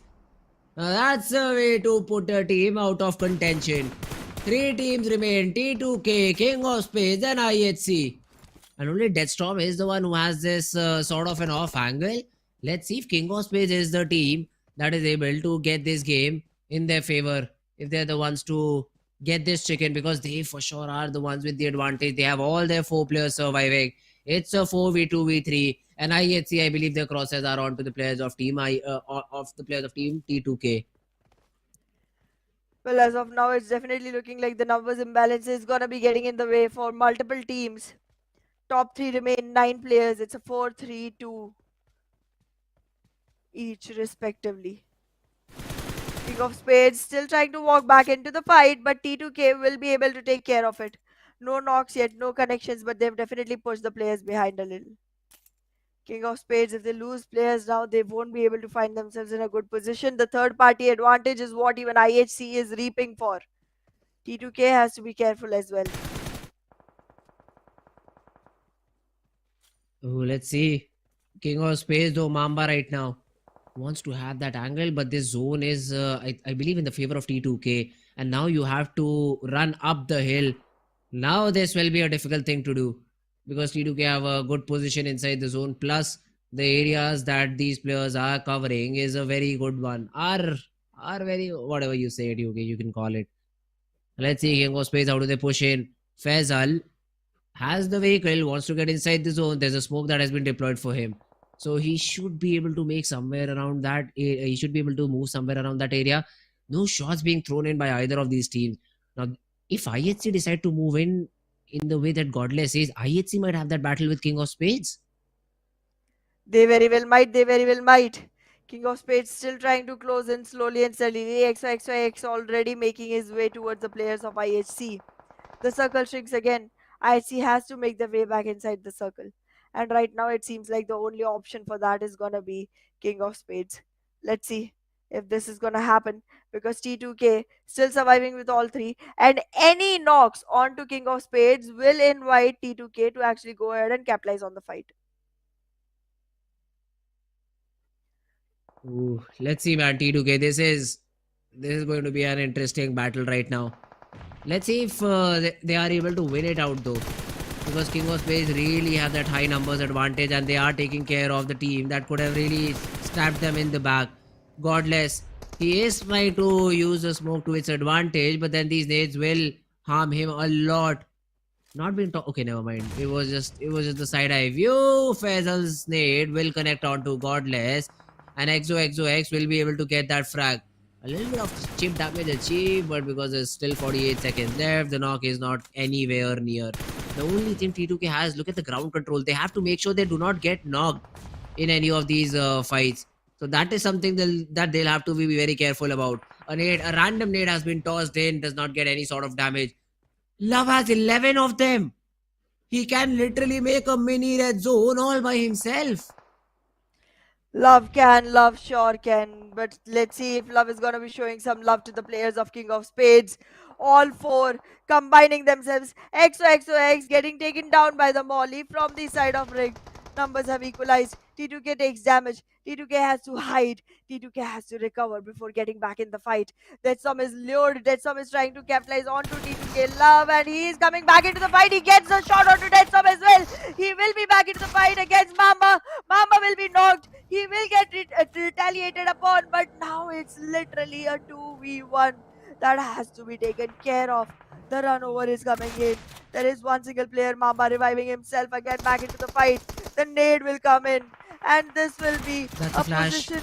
The Wait it flash, out. it is gonna get Mamba knocked. Mamba will be eliminated. Now it's literally Faisal left. Faisal alone in this fight.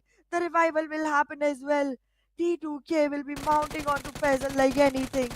This position, XMPL has been detected, but the rest of the team, you have no idea where they are. Well, the revival I think is also coming in, so it will be a 1v3 will be made out of this entire game. T2K, it's your wish, guys. You can just maybe prone in the grass, wait for the ninth zone to close in slowly and steadily.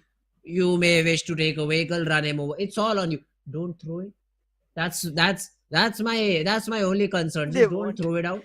Love has been brought back up. Rig is also slowly and steadily healing up. And now the ninth zone starts closing in. T2K is taking it slow. I like it, but Faisal gets a random spam through the smoke. XMPL is down. Love and Rig suddenly have a little bit of a pressure on them. Rig also spammed up. A lot of damage dealt, but the knock is still not there. The vehicle will be parked in front of it, but these UMP shots is putting a lot of trouble. A very good off angle for T2K to rule out. And they are the team to get that winner chicken dinner. A Hana strategy, but my correct prediction. Well, absolutely. If I was the one to pick first, I would have picked them. But then, yes, I wanted you to have your 8 because that has been stolen back from you. And I wanted T2K also to have their position. They have toppled not only the players of Stalwart Esports, but also the players of Raw Esports. They are on the first position, my friend. Oh my god, T2K.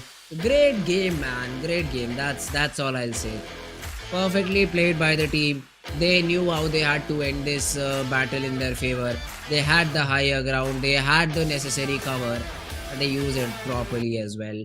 King of Spades, the only problem that they faced, they had to just prone down. Because as soon as they stood up, the opponent team T2K was just all over them. Exactly. This was a very stalemate situation for a really long time. But then again, the moment T2K came back into the fight, they seized it. They seized it by the throat. And well, another chicken dinner was served tonight, and it was for Mhm. T2K. I mean, in the beginning of the game itself, once the first circle was made, we had both detected it is gonna be a T2K circle. It's just so easy to I find know, that out these days. I know. But yeah, the MVP is still gonna be from the side of Deadeye's guys. So Shifu sir, with 7 eliminations, will acquire that position for himself. Yeah, it's a good job done by them. Talk about the top players too, man. Shifu with 7, Rig with 5, Desert with 5, Sky with 5. A lot of players had a good impact in the game. So I believe all T2K, Deadeyees, Mabetex, Raw, all of these players will, all these teams, I'm sorry, will have a good number of points in the points table. Yeah, and Turula with 3 will make 8 for the side of T2K already on here, and the remaining 2 players will contribute the remaining 20 points for the side of T2K. Deadeye's guys with 14 alongside King of Spades with 14 and Mabetex Esports with 13. 4 teams with double digit points, and Roy Sports down there with only 5. However, on the page 2, we are gonna find not only Stalwart but also 4MV with 2 points for Stalwart and none for 4MV. These teams are on such a disappointing spree right now. I cannot even wrap my head around it. 4MB, yeah. Let's see, man. How does 4MB want to, just get back into the game? Because it is looking like a difficult thing. But let's have a look at the overall standing. Let's see how many extra points does T2K have in terms of leads. So 120, followed by Raw 160. The tables have turned quite a lot. We see Stalwart down on the 3rd spot. We see Mabetex also climbing up on the 4th spot. 4MV is all the way down to the 5th one. So from starting Mongolian domination, we are back to the Nepali squads showing how it's done. Exactly. I mean, T2K started with 62 points. It was already a huge difference between T2K and Stalwart. That's 77. It's a 15-point difference. But they were able to cover that and some more to actually find themselves on the 1st position. But well, towards the 2nd page, it seems like HVDC, Seal, Stronger, FAKELOVE, and We Own Illuminate are gonna have a lot of work to do. And We Own Illuminate, I don't think this team is gonna be having much easier run going forward, and they may not be able to find themselves in the top positions. Yeah, top position. Getting into the top position is going to be difficult, a lot difficult. But top 12, I think, is the objective for most of these teams, and that's something that they are eyeing. But elimination leaders, Godless is up on top. This tally will still be contested quite a bit. Yes. But look at this, the damage that was done. I mean, in terms of the most damage, I'd say T2K. They definitely top up the chart. They do. And T2K and IHC, again, 2 of the teams that were all the way down on the 2nd page when it came to early games and then suddenly showed up towards the later weeks, have been the only 2 teams with 10 frags each. And Roy Esports, with the maximum number of eliminations for themselves, got themselves a 21-pointer chicken dinner onto the grand finals. What a start. What a start to the grand finals. Day number 1 was extremely fun. Especially, man, that TDM battle where you do not see Venom D throughout the day, but once when you see it, they just come in and win against Stalwart Esports. Caught me by surprise. I think they are the tournament favorites right now. Yeah. Venom D, the way that they've played. But yeah, man, other than that, the regular games as well. Quite fun to see, quite fun to watch. Still waiting for that high frag chicken dinner from either of these teams. Now I'd even add T2K to the list considering that the way that they've performed. Give them the zone, give them the early frags. Just have an eye on them. Just have an eye on them. And they are the ones that will show the great performance. Mongolian domination, I believe it has come to an end, at least on day number 1. Let's see if the Mongolians reign back again on day number 2 and 3. Exactly. There's only 2 more days to go. But well, for those 2 more days, we will have to come back tomorrow. But for today, we are going to be signing off. Thanks a lot. This was Fritz and Anna here to entertain you. But we'll see you tomorrow.